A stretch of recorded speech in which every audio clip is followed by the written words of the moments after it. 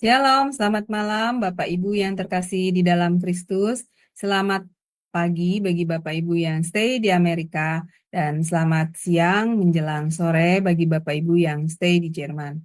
Selamat bertemu kembali pada kelas pembelajaran firman Tuhan pada hari Sabtu di Sema Adonai tanggal 21 Desember 2024. Yang malam ini kita akan belajar tentang materi konseling ya Bapak Ibu dengan tema plekmatik. Dan yang menjadi narasumbernya seperti biasa adalah Pak Pendeta Dedi Kurniawan MTH. Baik Bapak Ibu sekalian, sebelum kita memulai kelas pembelajaran kita, maka kita akan membukanya dengan berdoa terlebih dahulu. Mari kita berdoa Bapak Ibu sekalian. Bapa kami yang di surga, terima kasih dan puji syukur ya Bapak, karena sekali lagi pada malam ini kami masih diberi kesehatan dan juga kesempatan untuk kembali berkumpul dan belajar tentang kebenaran firman-Mu di kelas Sema Adonai. Ya Bapak, kiranya selalu Engkau menyertai dan memimpin kelas pembelajaran kami ini. Dan berkati saya ya Tuhan yang menjadi moderator malam ini, mampukan saya untuk bisa melakukan tugas dan kewajiban saya dengan sebaik-baiknya. Dan berkati juga para operator yang bekerja di belakang layar ya Tuhan. Mampukan mereka juga untuk dapat melakukan tugas dan kewajibannya dengan baik dan lancar. Berkati juga internet kami ya Tuhan dan perangkat-perangkat yang kami pakai pada saat ini dalam melaksanakan pembelajaran kelas ini, sehingga perangkat dan internet yang kami pakai tidak mengalami satu kendala pun selama kelas ini berlangsung. Dan juga berkatilah terutama hamba-Mu Pak Dedi yang akan menyampaikan kebenaran firman-Mu malam ini ya Tuhan. Berikan hikmat yang hanya daripada-Mu dan urapi setiap perkataan Pak Dedi, sehingga Pak Dedi mampu menyampaikan kebenaran firman-Mu dengan baik dan benar kepada kami semua sesuai dengan kehendak-Mu Tuhan. Dan juga berkati kami semua yang berada di dalam ruangan ini maupun yang mendengarkan di live YouTube ataupun nanti yang mendengarkan di live tunda. Buka hati dan pikiran kami Tuhan, serta terangilah dengan roh-Mu, sehingga dan berikanlah juga kami hikmat daripada-Mu, sehingga kami mampu menerima pengajaran dari Pak Dedi dengan mendapatkan juga pemahaman yang baik dan benar sesuai dengan kehendak-Mu. Dan materaikan firman itu di dalam hati dan pikiran kami, jadikanlah rema ya Tuhan di dalam diri kami, sehingga kami selalu mampu mengingatnya, dan kami dapat menyampaikannya dan mengajarkannya juga kepada sesama kami. Dan yang terutama, kami mampu melakukannya di dalam kehidupan kami kepada sesama. Dan terima kasih Tuhan Yesus, kami mau menyerahkan pembelajaran kelas ini dari awal hingga akhir hanya di dalam pimpinan-Mu, dan kami patahkan segala kuasa kegelapan yang akan menghalangi kelas pembelajaran kami saat ini dalam nama Yesus. Doa ini kami panjatkan dalam satu nama, yaitu Tuhan Yesus Kristus, Juru Selamat kami yang hidup. Haleluya. Amin. Baik Bapak Ibu, sebelum kita memulai kelas pembelajaran kita, maka kita akan melihat terlebih dahulu profil dari narasumber kami. Dipersilakan operator.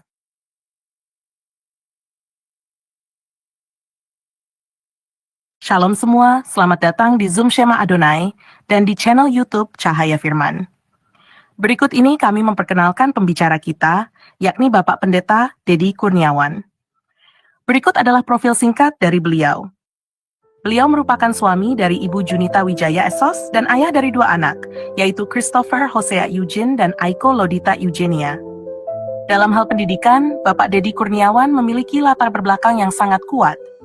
Beliau menyelesaikan pendidikan dasar di SD WPHJ Jakarta pada tahun 1986, melanjutkan ke SMPK Bethel Petamburan pada tahun 1989, dan kemudian menyelesaikan pendidikan menengah di SMA Kata Bethel Petamburan pada tahun 1992, Untuk jenjang pendidikan tinggi, beliau meraih gelar Sarjana Ekonomi Manajemen dari Universitas Kristen Krida Wacana pada tahun 1996, Beliau melanjutkan studinya di STT Bethel The Way Jakarta, meraih gelar Magister Artium pada tahun 2013, serta gelar Magister Teologi. Tak berhenti di situ, beliau juga memperoleh gelar Magister Pendidikan dari Institut Kristen Borneo Balikpapan pada tahun 2017, dan melanjutkan ke program doktoral di institut yang sama pada tahun 2018. Beliau aktif dalam sekolah pelatihan konselor dan Porta Bible Study pada tahun 2018. Kemudian, beliau memperdalam kompetensinya di Bethel Biblical Counseling Academy pada tahun 2021. dan mengikuti program di Sekolah Penelitian Indonesia Biru Institute pada tahun 2022. Bapak Dedi Kurniawan memiliki pengalaman kerja yang luas di berbagai bidang. Karier profesionalnya dimulai saat beliau bekerja di Star Finance PT Dana Tunggal Bina Satya Sekuritas pada tahun 1996. selanjutnya. Beliau bergabung sebagai staf accounting di PT Agro Inti Kencana pada tahun 2006. kemudian. Beliau menjabat sebagai General Manager di PT Great Glory Farm pada tahun 2012. dan dipercaya sebagai Wakil Direktur di PT Selaras Agro Nusantara pada tahun 2015.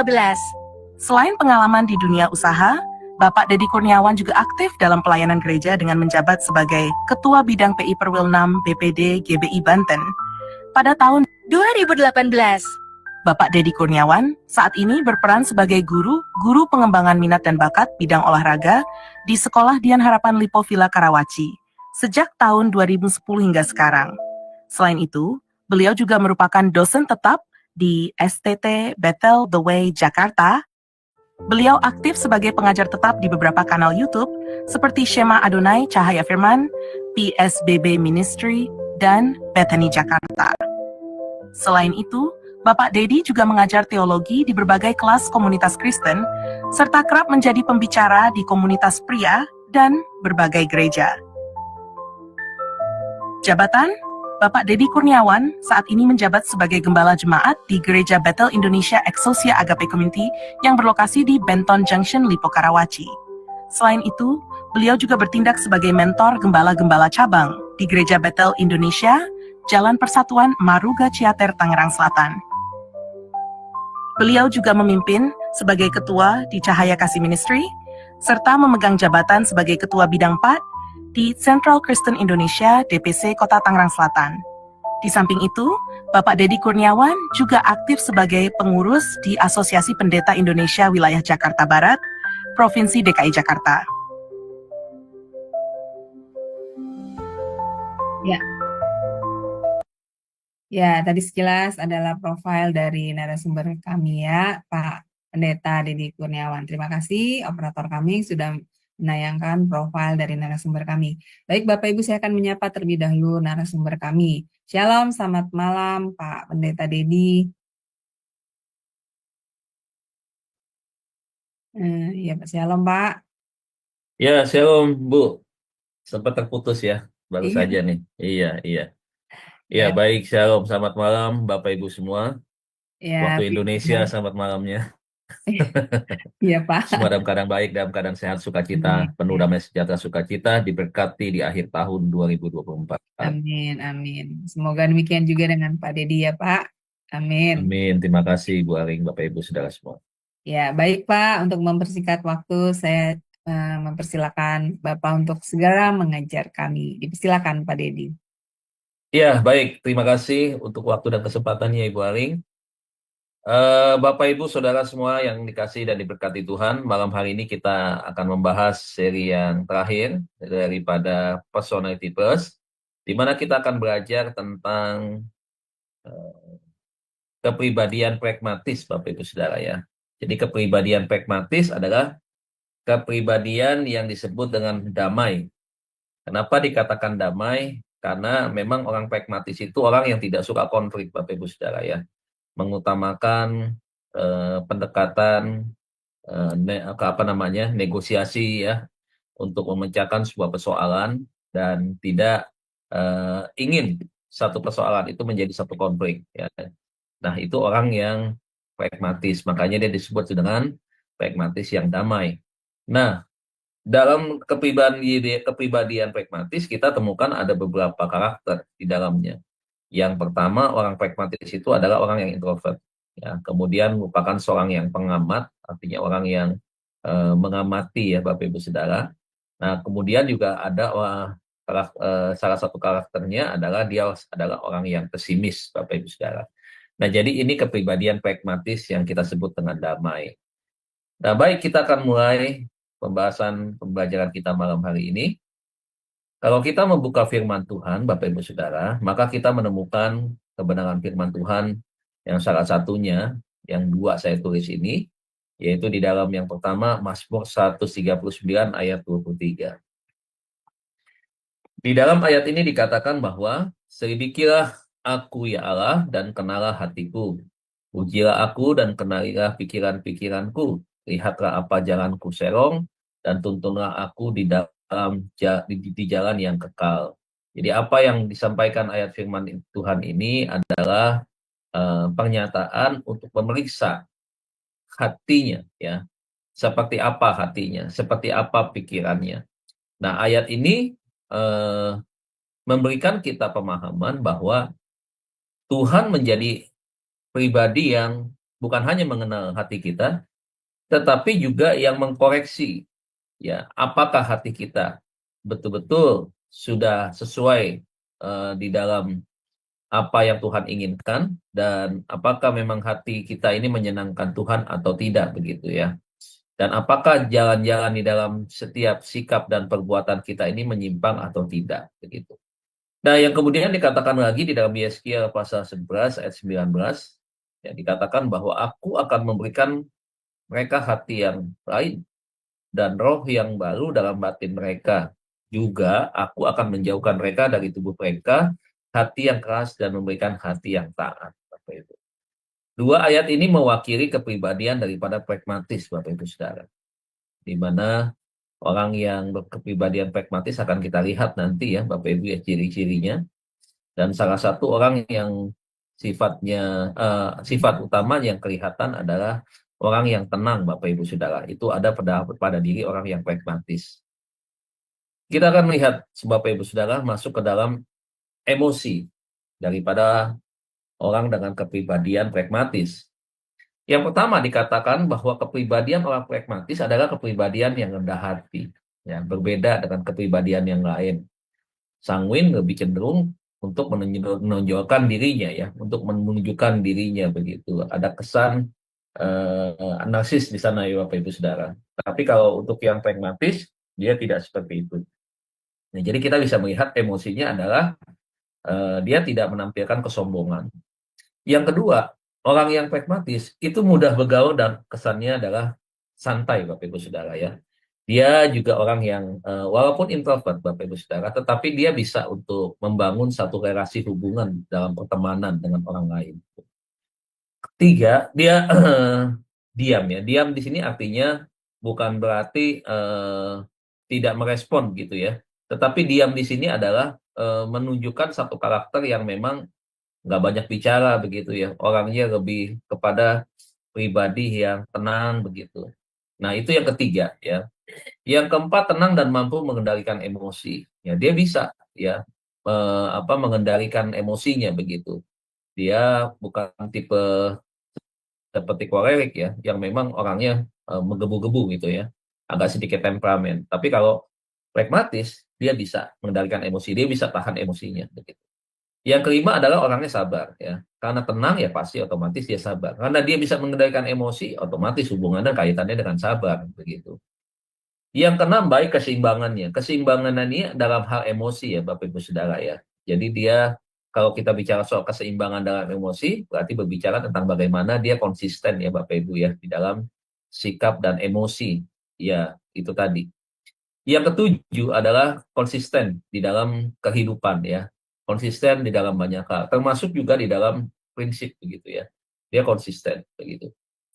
Yang kedelapan, tenang tetapi cerdas. Kan ada orang yang tenang tetapi biasa-biasa aja, gitu ya. Tetapi orang yang pragmatis, tenang tapi cerdas. Kenapa bisa demikian? Karena dia punya satu kelebihan. Kelebihannya apa? Karena dia adalah seorang yang mengamati, ya, seorang yang melihat, yang mencerna, melihat situasi keadaan di mana dia ada di sana, begitu. Nah, yang kesembilan adalah simpatik dan baik hati. Jadi orang yang pragmatis, ya Bapak Ibu Saudara, dia punya rasa simpati yang lebih baik, lebih tinggi, begitu ya. Dan orangnya baik hati, begitu. Yang 10, menyembunyikan emosi. Nah, jadi orang yang pragmatis, dia bisa menunjukkan itu ya. Di pada waktu-waktu tertentu itu dalam keadaan-keadaan tertentu misalkan ketika ada punya persoalan, masalah begitu ya. Dia tidak terlihat murung misalkan gitu. Jadi sulit untuk ditebak emosinya begitu.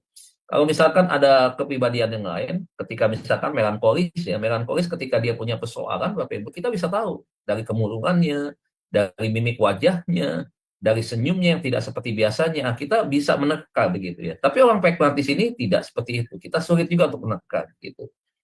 Ada apa begitu ya dengan dirinya begitu. 11 bahagia menerima kehidupan. Nah, jadi orang yang pragmatis ini adalah orang yang mudah bersyukur Bapak Ibu Saudara ya. Menjalani kehidupan itu dengan nyaman begitu, tidak dibuat susah begitu. Ada kan orang yang kadang-kadang mendramatisir ya Bapak Ibu Saudara ya kehidupannya ya begitu ya. Masalah sedikit didramatisir gitu seakan-akan masalahnya problemnya berat banget begitu ya. Dan ingin orang lain juga tahu begitu ya. Kemudian mengucapkan simpati rame-rame kepada dia. Ada yang seperti itu, tapi kalau orang pragmatis tidak seperti itu. Nah, orang pragmatis itu serbaguna. Dalam arti apa? Dia bisa di dalam hal apa saja dilibatkan begitu ya.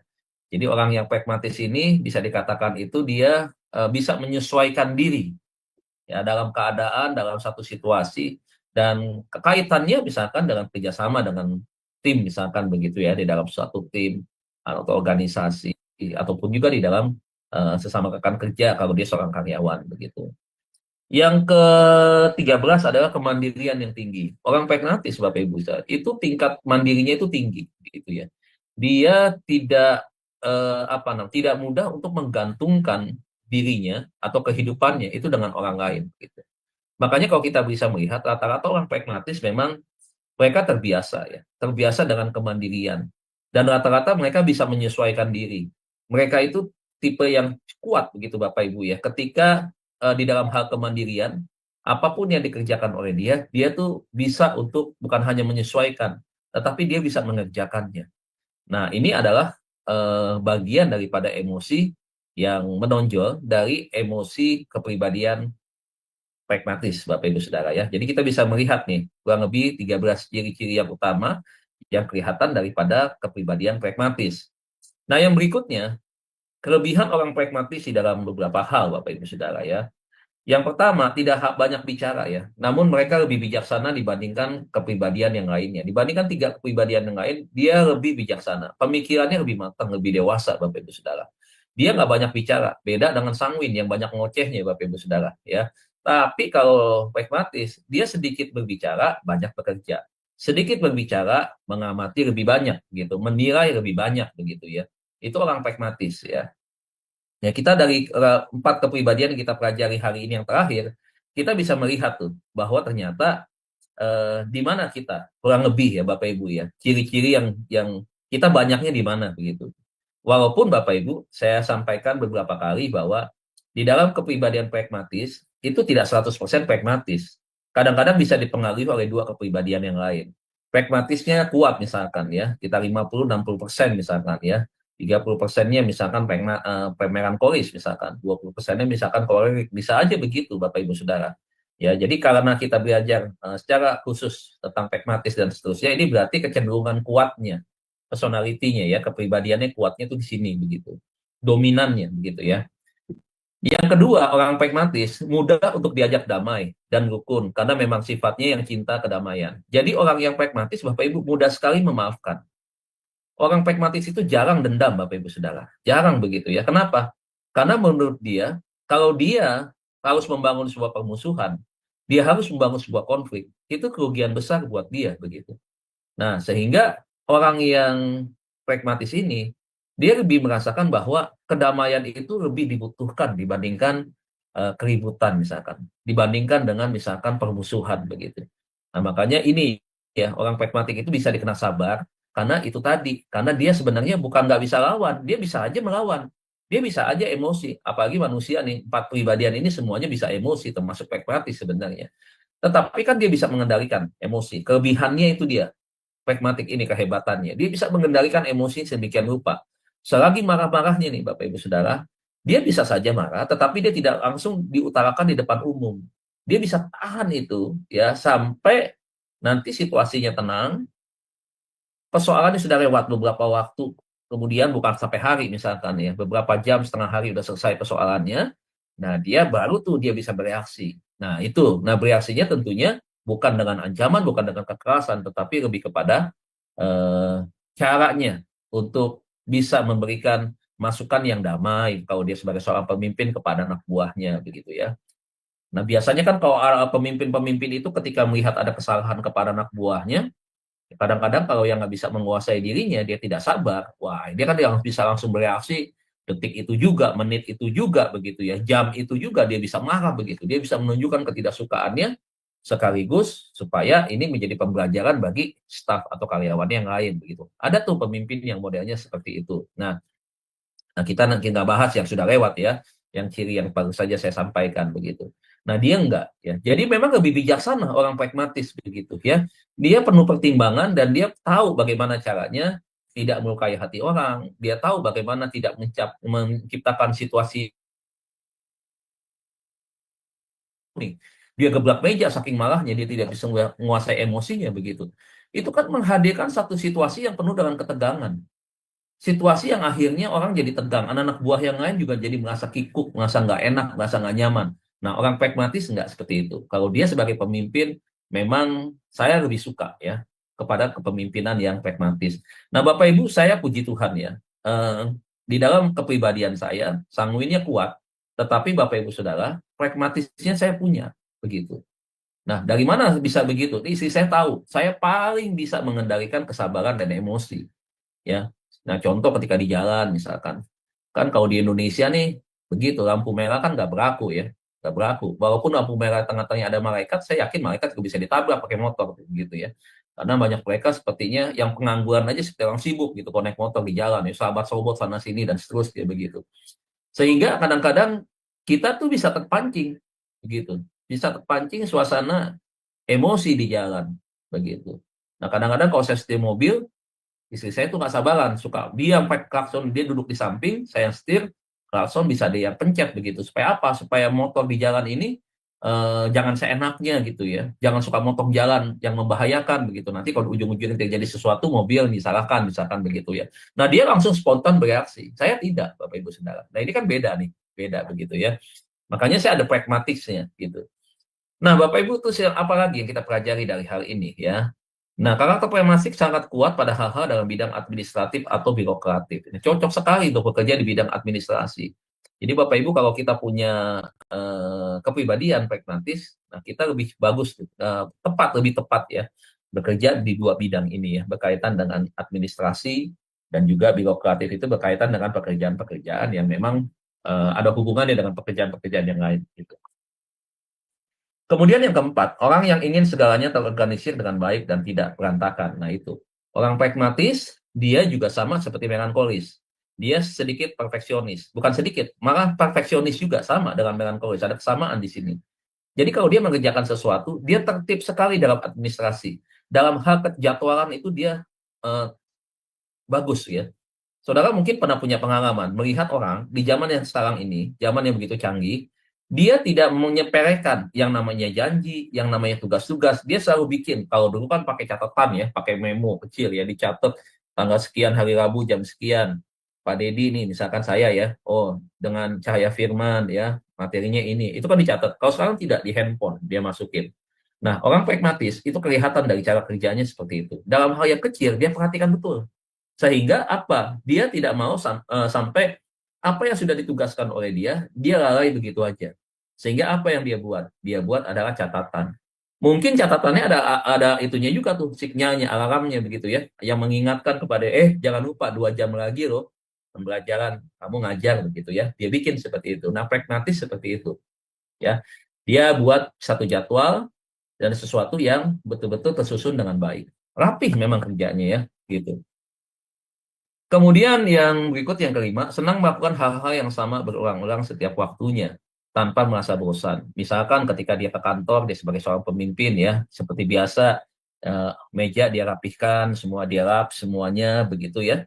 Kemudian biasa ya berdoa, pulang juga berdoa. Kemudian juga kalau misalkan jam 12 begitu ya, dia bikin SOP misalkan, dia kasih komando ke anak buahnya, sudah jam 12 ya, rekan-rekan semua sudah boleh istirahat misalkan begitu. Itu kebiasaan yang dia sudah buat gitu ya.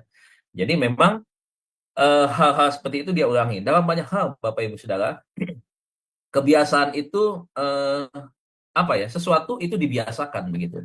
Nah, orang pragmatis ya itulah dia Bapak Ibu Saudara ya. Dia melakukan segala sesuatu nggak ada bosan begitu ya.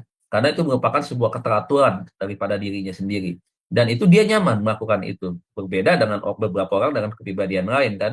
Bosen. Satu hari bisa lakukan ini, 2 hari, 3 hari, entah kesananya sudah mulai bosen. Orang pragmatis nggak kayak gitu. Nah, hal ini karena memang mereka suka aktivitas yang membuatnya nyaman. Dan dalam hal aktivitas juga begitu, melakukan segala sesuatu yang berulang-ulang begitu. Nah, itu dia tidak jenuh-jenuh, tidak bosan ya. Nah, yang keenam sifatnya konservatif ya. Mereka suka berpegang pada suatu hal yang mereka yakini akan berhasil. Konservatif itu apa sih? Sesuatu yang sifatnya sudah lewat begitu ya. Sesuatu yang jadul misalkan begitu. Nah, ini ada sesuatu yang dia pegang prinsip itu dan dia sampai hari ini pakai prinsip-prinsip itu ya. Hal-hal yang sudah dari dulu misalkan dibangun.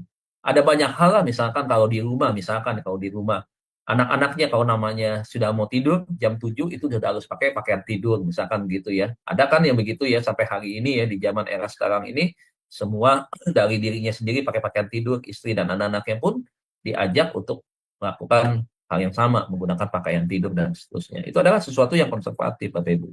Yang dulu dilakukan sampai hari ini masih dilakukan. Yang 7, pendengar yang baik. Mereka akan mendengarkan semua hal yang Anda ceritakan padanya. Ini kehebatannya nih ya.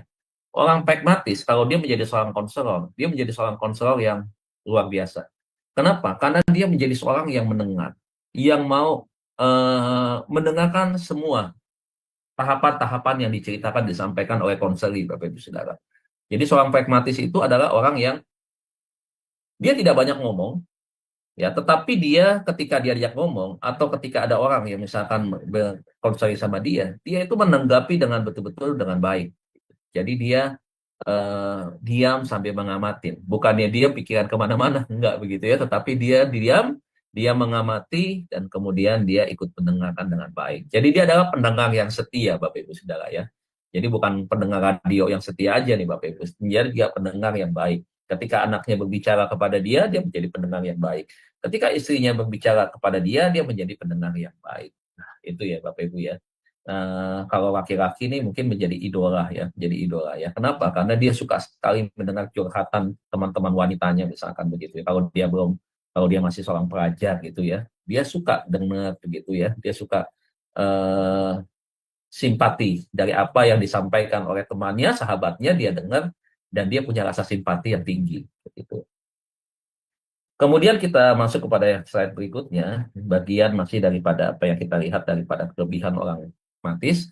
Yang kedelapan adalah sifat dan simpatik yang tinggi, sehingga mereka tidak akan pernah tega melihat kondisi teman-teman sekitarnya yang mengalami kesulitan.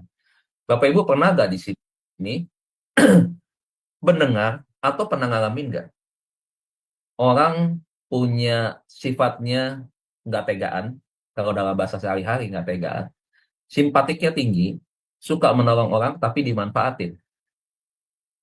Ya, dia gampang sekali untuk hatinya penuh dengan belas kasihan, nggak tegaan begitu ya. Tetapi rasa ketidaktegaannya dia dilihat oleh orang lain, sehingga akhirnya dia acting, dia berpura-pura.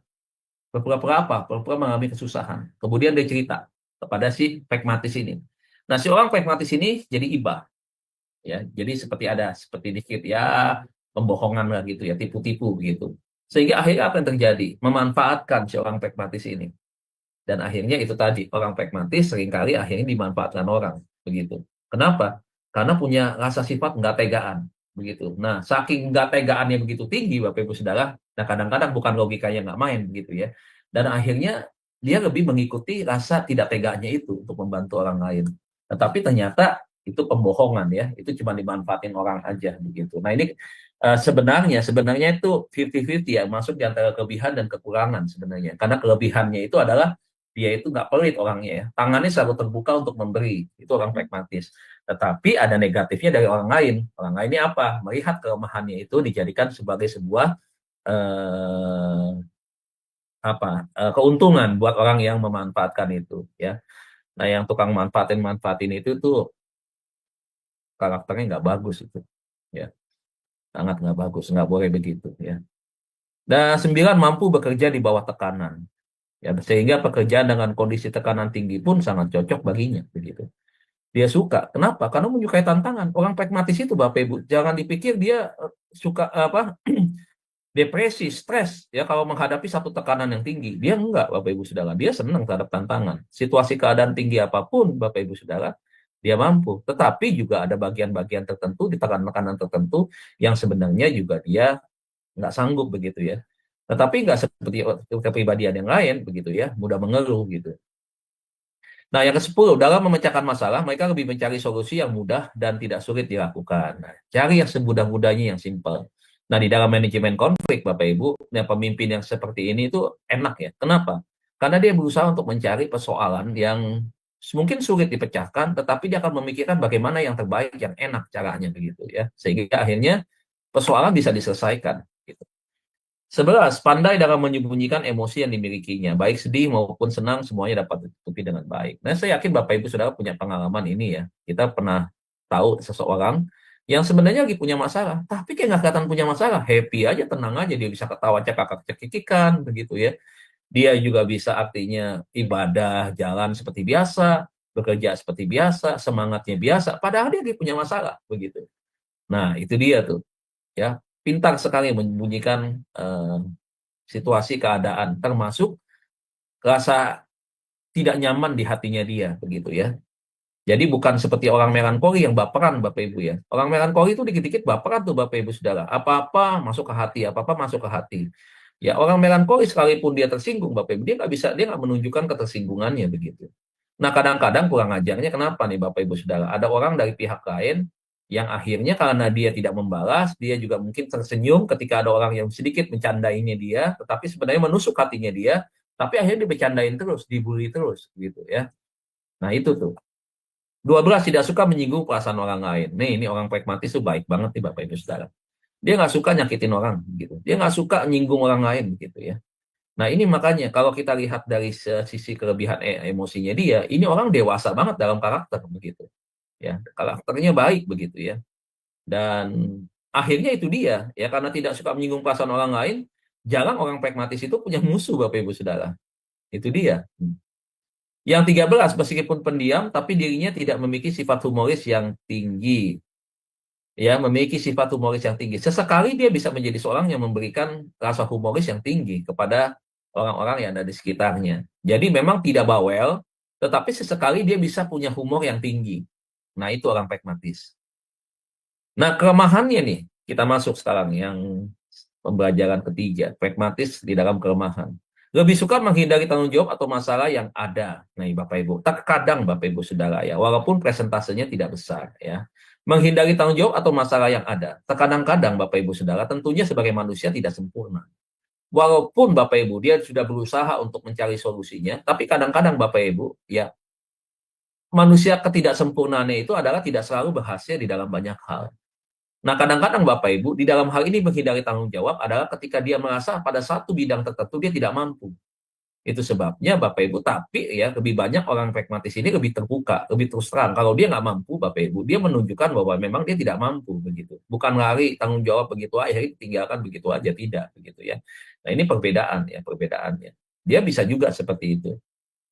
Tidak suka menjahit atau perubahan yang baru, apalagi mendadak. Nah, ini tidak suka nih dia Bapak Ibu ya. Kalau sesuatu yang harus diubah atau sesuatu yang mendadak begitu ya, tanpa misalkan dibicarakan terlebih dahulu, dipraktekkan, dicoba terlebih dahulu dan seterusnya. Nah, sulit untuk diajak kompromi. Jadi tetap orang yang pragmatis ya, kelemahannya adalah sulit untuk diajak berkompromi. Nah, kenapa diajak sebenarnya nih Bapak Ibu Saudara? Tadi yang sama dengan poin yang tadi saya sampaikan. Ada kelebihan dan kekurangan. Sebenarnya ini juga masuk dalam 50-50. Ya. Sulit diajak kompromi ini dalam banyak hal, misalkan. Kan kita tahu ya, kompromi itu kan juga berbicara tentang satu situasi keadaan yang baik menguntungkan maupun yang negatif begitu ya. Nah, di dalam hal ini Bapak Ibu, kompromi itu juga berbicara tentang sesuatu yang negatif misalkan begitu ya. Jadi ya itu tadi begitu ya, tidak mudah lah artinya untuk kita bisa mempengaruhi dia begitu ya. Karena prinsipnya dia itu jelas Bapak Ibu ya itu lebih kuat ya dibandingkan dengan keinginan orang lain ya. 4, tidak suka didesak oleh orang lain. Jangan sekali-sekali mendesak dia Bapak Ibu ya. Jangan ya. Tetapi orang yang pragmatis itu lebih suka untuk musyawarah misalkan. Yang kelima, sering menunda pekerjaan, sering menggantungkan tanggung jawab kepada orang lain. Nah, kadang-kadang nih Bapak Ibu, sesuatu yang menonjol dari pragmatik yaitu kadang-kadang seperti itu ya. Nah, artinya walaupun dia punya ketertiban, tetapi kalau dia melihat sesuatu, ya Bapak Ibu Saudara ya, yang dia berpikir bahwa karena mungkin dia adalah seorang yang mengamati, jadi dia membutuhkan waktu yang lama. Nah, tanpa sadar Bapak Ibu, itu bisa digantung, ya, begitu ya. Jadi kelemahannya di sini sebenarnya bukan sesuatu yang jelek sebenarnya, tetapi karena memang kelebihannya dia adalah orang yang tidak mengambil keputusan secara gegabah atau ceroboh begitu ya. Jadi itulah yang dia pakai yang menggantungkan waktu yang lama Bapak Ibu Saudara sehingga kesannya adalah dia seperti tidak bertanggung jawab begitu. Ya, yang keenam lebih suka menghindari suatu hal dan hanya sebagai penonton ya. Dia tidak suka seperti itu. 7, pemalu dan pendiam, tidak suka banyak bergerak karena kurang motivasi kepada diri sendiri. Nah, dia perlu disupport orang lain dalam kelemahan dalam hal ini. Dia bagus di dalam kepemimpinan, dia bagus di dalam pekerjaan, tetapi dia juga butuh Bapak Ibu, support dari timnya, support dari orang lain yang bisa membangkitkan semangat dan motivasinya dia untuk tetap stabil gitu ya, untuk tetap meningkat ya, untuk tetap mempunyai tingkatan yang lebih baik begitu. Nah, kalau enggak akan begitu aja. Walaupun kita berbicara ya tentang segala sesuatu yang dikerjakan konsisten Bapak Ibu Saudara. Namun Bapak Ibu kalau tidak ada support dari rekannya, partner, kalau dia sebagai suami tidak support dari istri Bapak Ibu Saudara, itu menjadi satu kelemahan buat dia. Nah, sering merasa khawatir kepada suatu hal di hidupnya. Nah, kelemahannya dia adalah memikirkan segala sesuatu yang bisa saja sebenarnya itu tidak terjadi, tetapi di dalam pikirannya dia itu ada sesuatu yang mungkin bisa terjadi. Jadi ada kecemasan yang berlebihan Bapak Ibu dari apa yang ada di dalam pikirannya dia begitu ya. Nah, itu kelemahannya dia. Kalau dia punya persoalan. Yang ke-10 Bapak Ibu. Nah, yang ke-9 kurang tegas bila menjadi pemimpin. Nah, ketegasannya apa? Ini tadi persoalannya. Karena kelebihannya dia adalah dia itu tidak suka ribut, Bapak Ibu Saudara. Dia tidak suka perdebatan-perdebatan yang memancing emosi begitu. Sehingga akhirnya apa yang terjadi? Akhirnya ya dia kalau ada situasi-situasi yang di sana tensi atau tekanan yang mulai meninggi, dia akan turun standarnya Bapak Ibu Saudara. Dia akan berusaha untuk mengalah begitu ya. Sehingga yang penting tidak terjadi satu ketegangan, tarik-menarik gitu ya, adu otot dan seterusnya gitu ya, adu argumen begitu. Nah, itu kelemahannya di situ. Nah, dia harus ada didampingi dengan asisten atau wakil yang memiliki ketegasan ya. Dalam hal ini orang kolerik Bapak Ibu Saudara. Nah, cenderung mudah bersimpatik agar membuat diri mereka kurang begitu tegas ketika menjadi pemimpin. Nah, itu dia. Jadi sebagai pemimpin. Tetapi dia pengen menggunakan satu pendekatan yang mudah diterima begitu ya. Dengan sikap apa? Ya sikap agak sedikit lembek begitu, agak sedikit lunak begitu. Nah, itu adalah kelemahannya dia. Nah, makanya Bapak Ibu kalau kita punya pemimpin yang kita tahu pemimpinnya seperti itu, nah kita harus dukung dia begitu. Kita harus dukung dia. Nah, kita harus lengkapi itu kekurangannya dia begitu. Dengan kelebihan yang ada pada diri kita. Inilah hebatnya Bapak Ibu Saudara ya. Kita melihat dia sebagai orang yang damai. Tetapi di dalam orang yang damai punya kelemahan. Kita juga bisa melihat begitu ya. Nah, begitu banyak juga kepribadian-kepribadian yang lain yang juga punya kelemahan. Ini kalau kita kembali renungkan, kita menyadari betul bahwa setiap orang yang lahir dengan kepribadian berbeda, ternyata Bapak Ibu Saudara itu saling memperlengkapi dan Tuhan maunya seperti itu. Ya, setiap kelemahan dari masing-masing pasangan itu dilengkapi atau ditutupi oleh kelebihan dari masing-masing pasangan. Nah, itulah makanya di dalam rumah tangga, kalau kita mau cari yang sempurna, nggak bakal ada yang sempurna. Begitu. Kalau kita mau cari yang seperti kita, Bapak Ibu Saudara, yang kita memaksakan misalkan dengan gayanya yang mau seperti kita, belum tentu bisa juga. Kenapa? Karena kepribadian kita juga berbeda-beda. Nah, itulah sebabnya di dalam satu perbedaan, visi bisa berlangsung berjalan dengan baik, tujuan bisa tercapai apabila kita mengerti bahwa kita harus saling memperlengkapi. Nah, pragmatik damai sebagai orang tua, ya menjadi orang tua yang baik tentunya. Yang kedua, menyediakan waktu bagi anak-anak. Ya, dia mengutamakan quality time bagi anak-anaknya. Ya, jadi dia memperhatikan betul. Yang ketiga, tidak tergesa-gesa. Ya, artinya tenang, Bapak Ibu Saudara. Ya, dia tidak mengambil keputusan atau dia bersikap terburu-buru begitu. Enggak, ya. Yang keempat, bisa mengambil yang baik dari yang buruk. Begitu ya. Nah, ini salah satu kelebihan juga begitu. Yang kelima, tidak mudah marah. ya. Itu tadi karena dia sabar, begitu. Anak melakukan satu kesalahan, nah dia akan lihat dulu. Dia akan bijak ya, dia bijak ya, dia akan lihat dulu kesalahannya, kenapa dia bisa begini, begitu ya. Dia juga lihat, oh kenapa anaknya bisa melakukan satu kesalahan ini. Nah, dia akan analisa tuh satu persatu semuanya, begitu. Jadi tidak langsung tiba-tiba marah, kamu begini, begini, begini, gini. Nah, itu tuh. Karena kan ada ya tipe-tipe orang tua tuh nggak bisa banget diajak kompromi begitu ya. Makanya anaknya suka bilang, waduh kita mau ngomong apa-apa udah dibilang jangan membantah orang tua begitu. Baru sudah mulai apa namanya? Baru usia segini aja kamu sudah mau bantah orang tua. Sebenarnya bukan membantah kan, menyatakan atau memberikan pendapat, pandangan atau argumen atau alasan sebenarnya kan. Tetapi beberapa orang tua nggak bisa, kesannya nggak suka gitu kalau dia lagi marahin anaknya dengan cara seperti itu, anaknya mau ngejelasin, dianggap itu sebagai sebuah pemberontakan begitu ya, sehingga akhirnya nggak nyambung. Makanya nah itu tadi ya, nggak klop antara anak dengan orang tua. Gen Z kan juga begitu. Cara kita mendidik anak sekarang dengan generasi Gen Z-nya, dengan generasi strawberry hari ini Bapak Ibu, itu beda-beda. Nanti kita bisa belajar nanti bagaimana caranya kita sebagai orang tua menghadapi mereka secara psikologis ya. Bagaimana mendidik mereka itu dengan era yang sekarang. Beda kalau kita, generasi kita ada baby boomer, ada generasi X ya Bapak Ibu Saudara ya, akhir tahun 60-an tahun 70-an begitu ya. Dengan kita mendidik dengan gaya zaman kita dulu, nggak berlaku Bapak Ibu Saudara, nggak berlaku begitu. Ya, ibaratnya zaman komik Kopingho, Bapak Ibu sekarang komiknya udah komik-komik Jepang semua begitu Bapak Ibu Saudara. Nggak laku Kopingho begitu ya. Walaupun komik itu bagus Kopingho, memberikan banyak pandangan tentang filsafat ya. Bapak Ibu ada pandangan-pandangan tentang hal-hal yang di situ punya nilai-nilai yang baik. Tapi kan buat anak-anak kita sekarang beda, beda era, beda zaman. Gitu. Jadi memang seringkali persoalannya ya ini tadi. Tapi orang tua pragmatik dia bisa mengerti begitu ya, sehingga anaknya merasa enak, anaknya merasa nyaman begitu ya. Nah yang keenam, kalau dia sebagai orang tua adalah dia mengajarkan anak-anak dengan contoh ya. Misalkan ketika dia mengajak anaknya untuk menyapu, mencuci piring gitu ya, membiasakan kebiasaan malam, ya tutup pintu, ya memeriksa semua pintu jendela dan seterusnya, membuang sampah pada tempatnya, setiap kamar ada tempat sampah begitu ya.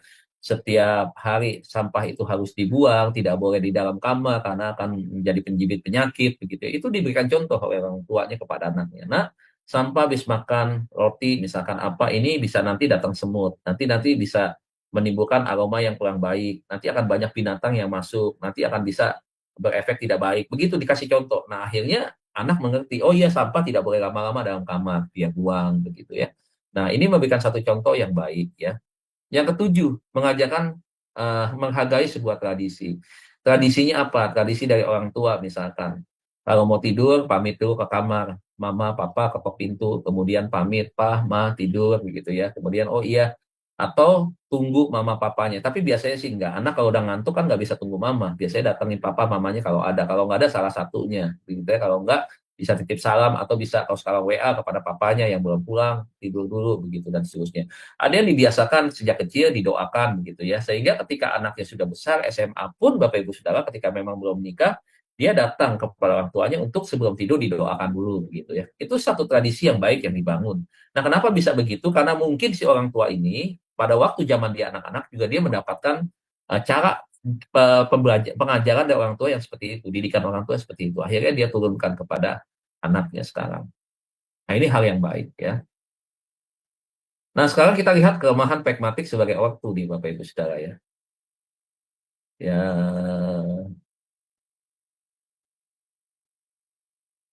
nah kekurangannya sebagai ortu ya. Kalau dia tadi kan kelebihannya.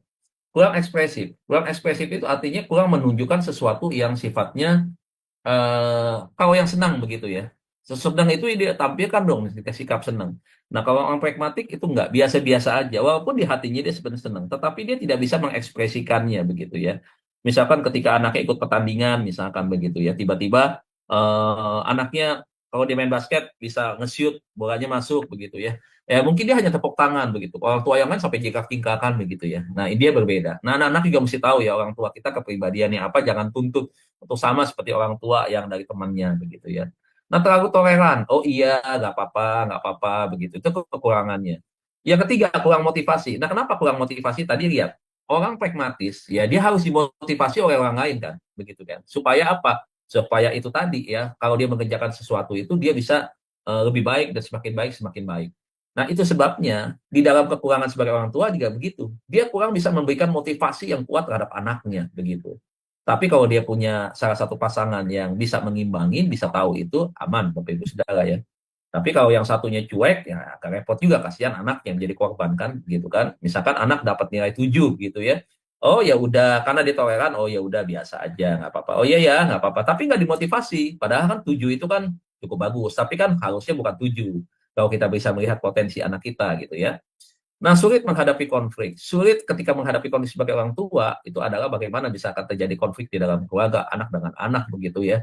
Nah, dia kebingungan untuk bagaimana caranya. Walaupun kan dia suka cinta damai ya, tetapi untuk di keluarga sendiri, nah kadang-kadang dia menemukan persoalan-persoalan yang agak rumit begitu. Bagaimana caranya begitu ya. Nah, ini ada kaitan dengan faktor yang kedua, karena dia terlalu toleran begitu ya. Kadang-kadang dia berpikir kalau saya nanti ini ambil salah, cara mengambilnya keputusan yang salah, cara mendamaikannya salah, nanti melukai hati anak yang satu. Kalau saya begini, nanti akan akhirnya membela anak yang satu akan kecewa. Nah, di pikirannya kadang-kadang seperti itu ya, karena dia orang yang khawatir juga, ada ketidakpercayaan diri ya. Ini mantap atau tidak nih, dia sudah benar atau tidak begitu ya. Nah, yang kelima terlalu konservatif ya, kuno ya, jadul ya begitu ya. Nah, itu kekurangannya begitu. Nah, itu biasalah kita masih menemukan orang-orang tua kita dengan pandangan-pandangan yang jadulnya begitu ya. Tapi itu sebenarnya baik. Cuman memang nggak nyambung dengan generasi sekarang gitu ya. Mama, papa kuno, ibarat udah zaman sekarang begini begitu dan seterusnya. Ya, itu. Nah, pragmatis kalau dia sebagai seorang karyawan, cakap dan mantap ya di dalam bekerja. Karena dia disiplinnya tinggi, Bapak Ibu Saudara ya, bagus ya. Yang kedua, damai dan mudah sepakat. Nggak mudah ribut dengan teman kerjanya, ya Bapak Ibu ya. Nah, kita kan kita perlu perhatikan memang orang-orang yang karyawan-karyawan kita yang memang kepribadiannya pragmatis ya. Punya kemampuan administrasi. Bagus, kerja administrasinya itu serba rapi semuanya ya. Yang namanya bond pengeluaran di sini, ditumpuknya kertasnya rapi, disimpan di filenya, berurutan dari tanggalnya semua sampai ya bulannya gitu ya, bulan Januari di sini, Februari di sini, apalagi kan biasanya mau akhir tahun nih ada laporan nih ya, tutup buku begitu ya. Itu semuanya rapi dia kerjain gitu. Bagus kerjanya. 4, menjadi penengah masalah ya. Nggak tahu nih kalau di SMA Adonai ini di Cahaya Firman yang file-filenya sudah dirapihin belum begitu, misalkan aja ya, oh ini bagaimana nih SMA Adonai udah 2 tahun misalkan, yang tahun pertama bagaimana file-filenya dari pengajaran, versi pengajaran semua dari yang pertama sampai seri yang keberapa sudah ada belum, filenya sudah dirapikan belum misalkan, kemudian yang renungan paginya bagaimana dan seterusnya lah begitu, yang pelajaran teologi khusus, oh ini ada begitu ya. Pragmatis dia akan bikin seperti itu tuh. Dia akan buat, oh yang renungan nih, filenya ini nih. Dari Januari ini, Februari ini, tahun ini begitu. Jadi gampang sekali untuk dia cari file misalkan dibutuhkan begitu ya. Karena memang bagus cara kerjanya. Kemudian menjadi penengah masalah ya. Dia bisa menjadi seorang apa ya di tengah-tengah itu ya. Artinya tidak pro ke kiri dan ke kanan, tetapi dia menjadi mediator begitu. Yang kelima, menghindari konflik pasti ya. Dia sebagai karyawan pun juga dia nggak mau adanya konflik ya. Baik konflik diri dia dengan sesama, baik dengan atasan. Jadi maupun horizontal maupun vertikal begitu. Baik di bawah tekanan. Nah, baik di bawah tekanan ini ya dia akan berusaha. Saya kurang bagus di sini, tapi ketika saya menerima tanggung jawab di sini, ya saya akan berusaha untuk lakukan yang terbaik. Artinya memang belajar. Nah, tapi kadang-kadang ada kelemahannya. Kalau memang dia tidak mengerjakan itu, memang tidak mampu di situ. Nah, kelemahan itulah yang akhirnya membuat dia sepertinya lari daripada tanggung jawab. Padahal dia membutuhkan proses waktu untuk dia bisa mengerjakan tanggung jawab yang baru ini, misalkan begitu ya. Nah, sebaiknya begini Bapak Ibu Saudara, kalau dia sudah mengerjakan di sesuatu itu sudah bagus, sudah tertib, waktu kita memberikan satu kepercayaan di bidang yang baru sebenarnya, itu sebenarnya perlu juga untuk dicoba. Jangan dikasih 100%. Misalkan dia dijadikan dulu sebagai asisten begitu ya, untuk kita juga bisa melihat, mempelajari dia sebagai sebuah, bukan pencobaan, tetapi sebagai sebuah training, penilaian begitu ya. Mampu gak dia mengerjakan tanggung jawab yang baru ini? Kalau ternyata di situ kita lihat hasilnya tidak seperti yang di pekerjaan yang sekarang dia pegang begitu ya, berarti kita jangan pindahkan itu untuk menjadi 100% pekerjaannya, yang lama ditinggali dikasih pekerjaan yang baru dengan tanggung jawab yang baru, kan begitu. Yang ketujuh, menemukan cara yang mudah ya. Orangnya punya ide dan gagasan untuk mempermudah segala sesuatu, bukan untuk mempersulit begitu ya. Ada istilah kalau yang mudah, kalau bisa dipersulit kenapa dibikin mudah, itu biasa tuh Bapak Ibu ya. kata-kata yang negatif yang kali kita dengar ada di luar ya. Orang-orang yang bekerja tidak tanggung jawab begitu ya. Jadi kalau yang bisa dipersulit, kenapa dipermudah begitu? Nah, kalau orang pragmatik tidak, yang sulit kenapa tidak dipermudah? Nah, itu tuh kebalikannya. Pragmatis damai kalau dia sebagai teman. Pertama, mudah diajak bergaul ya. Artinya dia bukan tipe orang yang tertutup dan sombong. Sekalipun dia orangnya juga karakternya adalah introvert ya. Tetapi dia bisa membangun satu hubungan, pertemanan, relasi, membangun komunikasi yang baik dengan teman-teman yang lain. Nah, termasuk juga tipe yang menyenangkan. Ya karena itu tadi kan, nggak suka ribut, nggak suka apa begitu. Itu ada keunggulannya dia itu, yang suka disenangin oleh orang. Nah, tidak suka menyinggung, tidak suka ceritain temannya. Ya, orang pragmatis itu dia tidak berbicara tentang kejelekan dari orang di sekitarnya dia, gitu. Dia nggak mau cerita tentang suatu hal yang berkaitan dengan kejelekan orang, begitu ya. Yang keempat, dia pendengar yang baik. Jadi saudara kalau pengen punya teman pragmatis, ini teman untuk curhat ini paling enak. Itu orang pragmatis ya. Kemudian selera humor yang menggigit. Kadang-kadang dia bisa memberikan rasa situasi humor itu yang enak gitu, yang nyaman begitu. Udah jadi seorang pendengar, nah kadang-kadang dia bisa memunculkan humor-humor yang akhirnya bisa membuat orang tersenyum, bisa membuat orang tertawa, bisa orang mendapatkan ketenangan, damai begitu ya, sukacita begitu ya. Nah yang keenam suka mengawasin orang. Mengawasin orangnya apa? Mengamati Bapak Ibu. Karena dia adalah orang yang mengobservasi, yang mengamati begitu ya, sesuatu termasuk di dalam juga orang lain begitu ya. Makanya orang pragmatis ini dia bisa mudah melihat. Ini kebiasaan bapak itu. Kamu bisa lihat nih misalkan. Atau dia nggak ngomong dengan temannya. Atau dia juga bisa melihat sebagai sebuah contoh kepada anaknya. Kamu lihat nih orang yang seperti itu tuh. Kamu lihat kebiasaan-kebiasaannya. Itu tidak bagus ya nak. Karena kalau dia mengajak anak dengan contoh kan begitu kan dikasih lihat begitu. Tapi kan nggak menjelekan orang tersebut begitu. Nah, kalau dia misalkan dia mengamati anak buahnya cara bekerja, kebiasaan-kebiasaannya, dia ngeliatin nih, misalkan anak buahnya kerja di depan, dia di belakang, dia akan lihat ini si Budi gimana nih, si Thomas bagaimana, si Agung bagaimana, Susi bagaimana, Dewi bagaimana, dia akan lihatin, dia tahu, dia hafal banget kebiasaan-kebiasaannya. Kenapa dia bisa begitu? Ya karena dia adalah orang yang melihat, yang mengamati begitu. Nah, itu dia kalau kita punya seorang pemimpin pragmatis, dia tahu tuh kelebihan kekurangan kita, kebiasaan-kebiasaannya apa begitu ya.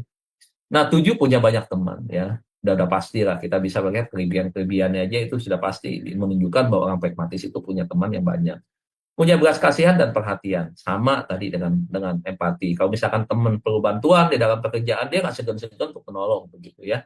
Enggak, jadi orangnya nggak seperti orang syirikan begitu. Enak aja, lu digaji, gue juga digaji.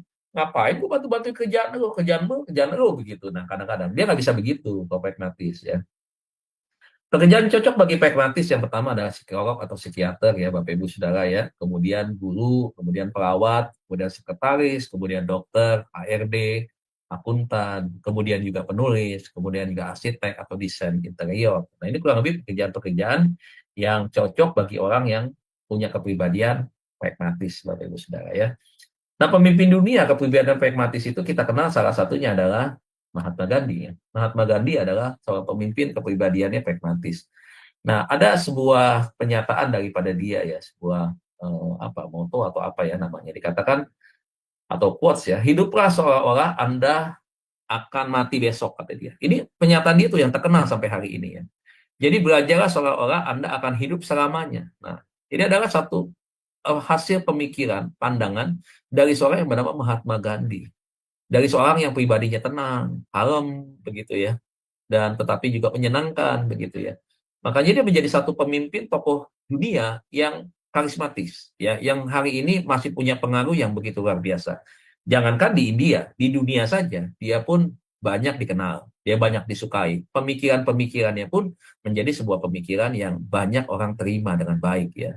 Nah, itu pemimpin dunia salah satunya adalah itu tadi.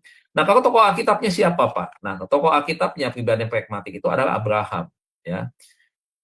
Pertumbuhan iman Abraham menggambarkan pertumbuhan iman yang berharap disediakan Allah bagi setiap orang percaya. Dan kita dapat menyaksikan ia berubah dari seorang laki-laki yang terlukis dalam Kejadian pasal 12, yang tidak cukup iman untuk mempercayai Allah atas keperluan dan makanannya, menjadi hamba Allah yang teguh kepercayaannya yang seperti dinyatakan Roh Kudus dalam Ibrani 11 ayat 19 ya.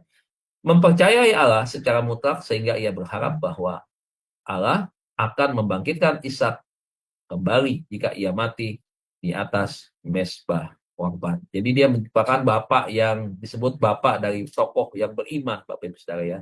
Bapak orang percaya, dan ini Abraham ya, dengan imannya seperti itu. Nah, kita akan lihat Bapak Ibu ya, temperamen dari Abraham ya, yang pragmatik ternyata jelas ya di dalam Alkitab. Yang pertama dikatakan Abraham itu adalah yang penakut. Penakut di sini bukan berarti kalau lihat apa-apa kabur begitu ya. Kalau ada sesuatu begitu akhirnya menjadi orang yang sepertinya ekspresinya begitu seperti tertekan begitu. Bukan seperti itu ya Bapak Ibu Saudara ya. Tetapi penakut di sini adalah lebih kepada hal-hal yang bersifat hal-hal yang baik begitu. Nah, pasif dan mudah dikuasai sehingga terkesan tidak bijaksana. Kejadian 16 ayat 1. Ayat 1 sampai 3 nih. Ya, berhati-hati dan suka damai. Kejadian 13 ayat 8 sampai dengan 9 ya. Itu contoh-contohnya. Kemudian yang berikutnya dapat diandalkan. Kejadian 14 ayat 14 sampai dengan 16 ya. Nah, kita mencatat bagaimana Abraham yang luar biasa dalam Kejadian pasal 22 tuh Bapak Ibu Saudara ya. Di mana tidak hanya ketakutan dan keraguan-raguan Abraham terhadap perintah Allah yang bahkan jadi keberanian dan keyakinan yang teguh akan janji Allah dengan ketaatannya mempersembahkan Ishak ya. Diulangi dalam 1 Ibrani 11 ayat yang ke-9. Nah, kita bisa melihat ini ya, apa yang ada di dalam kepribadian daripada Bapak Abraham nih Saudara ya. Ya seperti apa yang ditulis oleh Alkitab. Nah, ini ayat-ayatnya semua tertulis dengan lengkap. Nah, kesimpulan nih Bapak Ibu Saudara ya. Jadi peran pragmatis memang sangatlah penting. Karena mereka lah yang paling bijak di antara semua karakter yang ada. Nah, ini dia.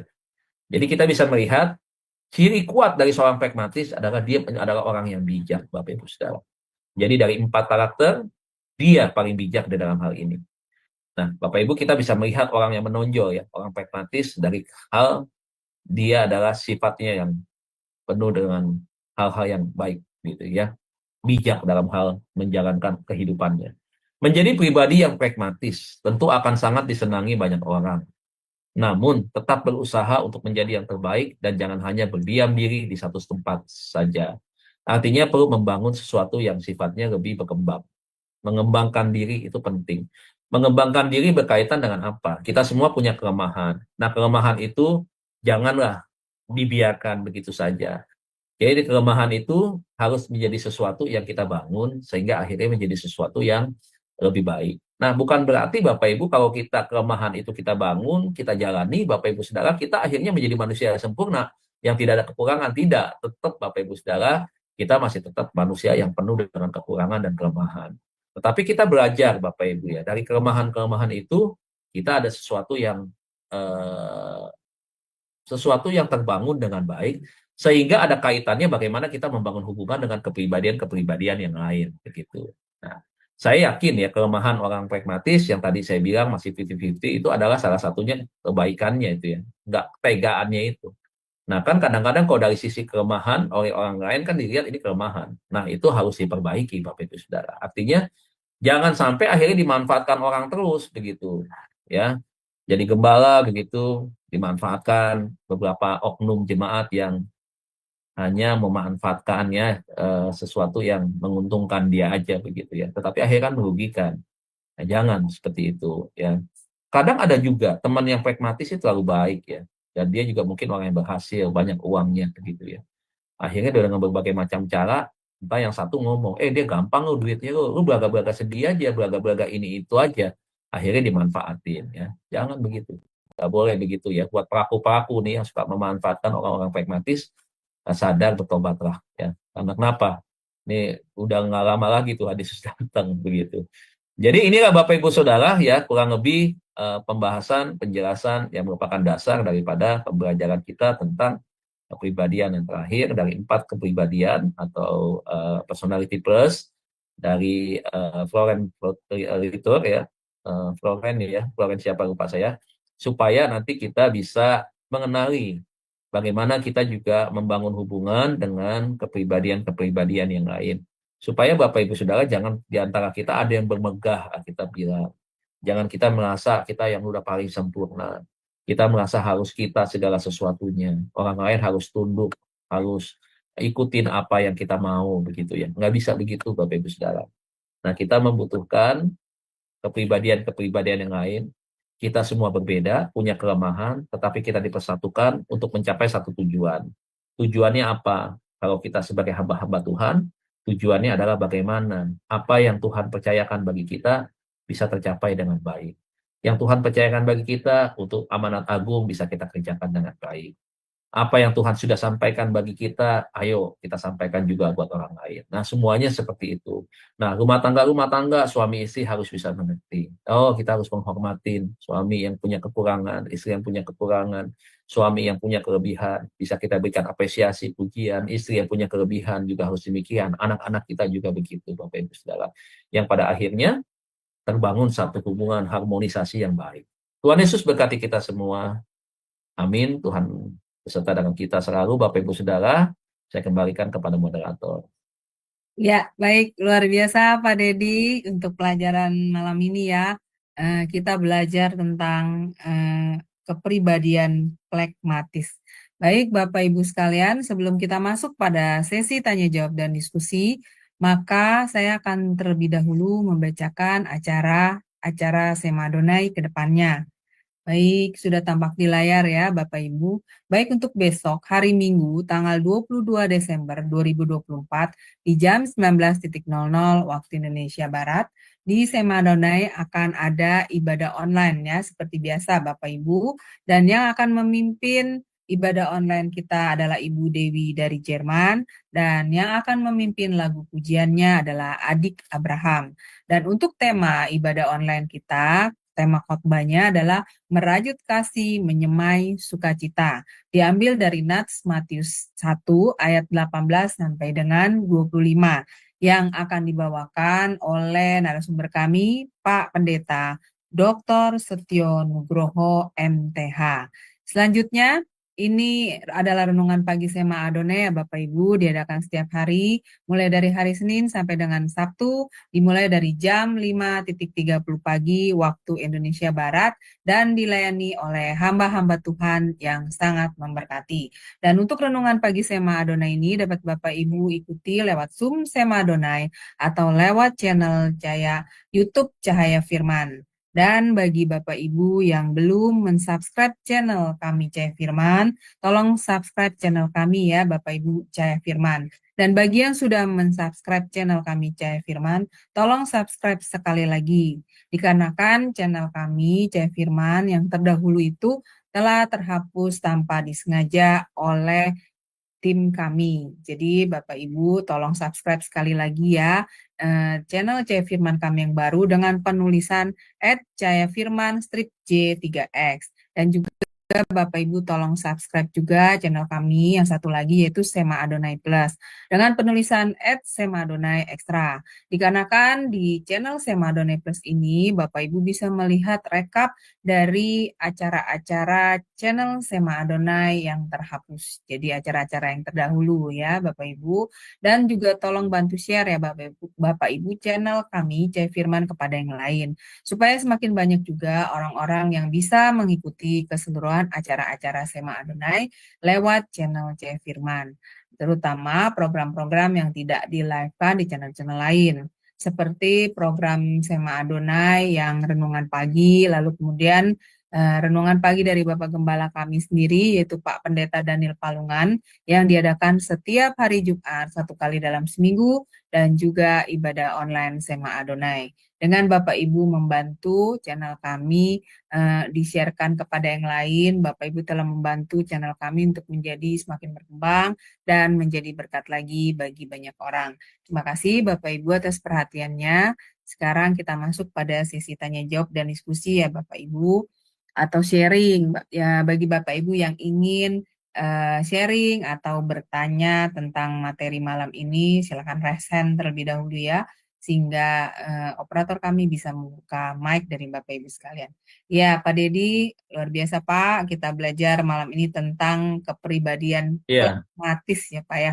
iya. Wah, berarti kalau saya lihat dari kepribadian Mm, plekmatis ini, mm, dibanding kepribadian yang lain, sebenarnya kalau menurut survei itu Pak, banyak nggak Pak yang mempunyai kepribadian pragmatis ini di dalam dunia ini? Ya, silakan Pak Deddy. Sebenarnya kepribadian yang banyak ya kalau kita melihat dari pembelajaran ya lebih banyak memang tipenya sanguin ya gitu. Sanguin lebih banyak, lebih umum. Makanya dia disebut dengan populer gitu. Lebih banyak sana. Tapi bukan berarti juga pragmatis jumlahnya kecil. Tidak juga sih begitu. Jumlahnya cukup banyak. Cuman kalau dihitung ya kita tentunya kan nggak semua orang ya, nggak semua orang. Kalau memang dari hasil mungkin teori itu kan didapatkan juga dari hasil penelitian begitu ya. Mungkin pada waktu itu memang yang kebetulan ya sanguin lebih banyak. Tapi kan gini masalahnya Bu, tidak semua orang kan juga kan mengetes kan kepribadian. Hmm.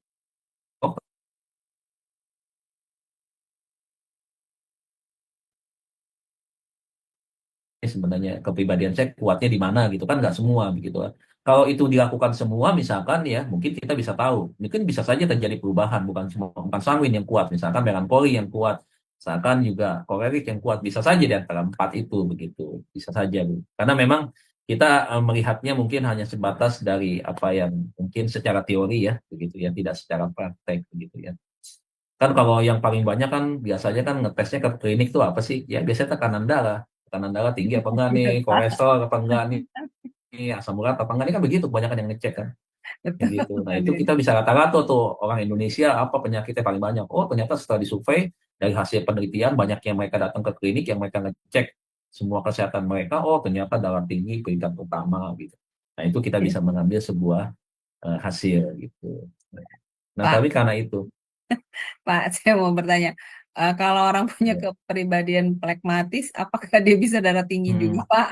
Karena kan dia pendamai, Pak. bisa. Menurut Pak Dia Deddy. bisa juga stres. Dia juga bisa cepat amsyong sebenarnya. Kenapa amsyong? Dia nahan hatimu sabar, sabar, sabar begitu kan.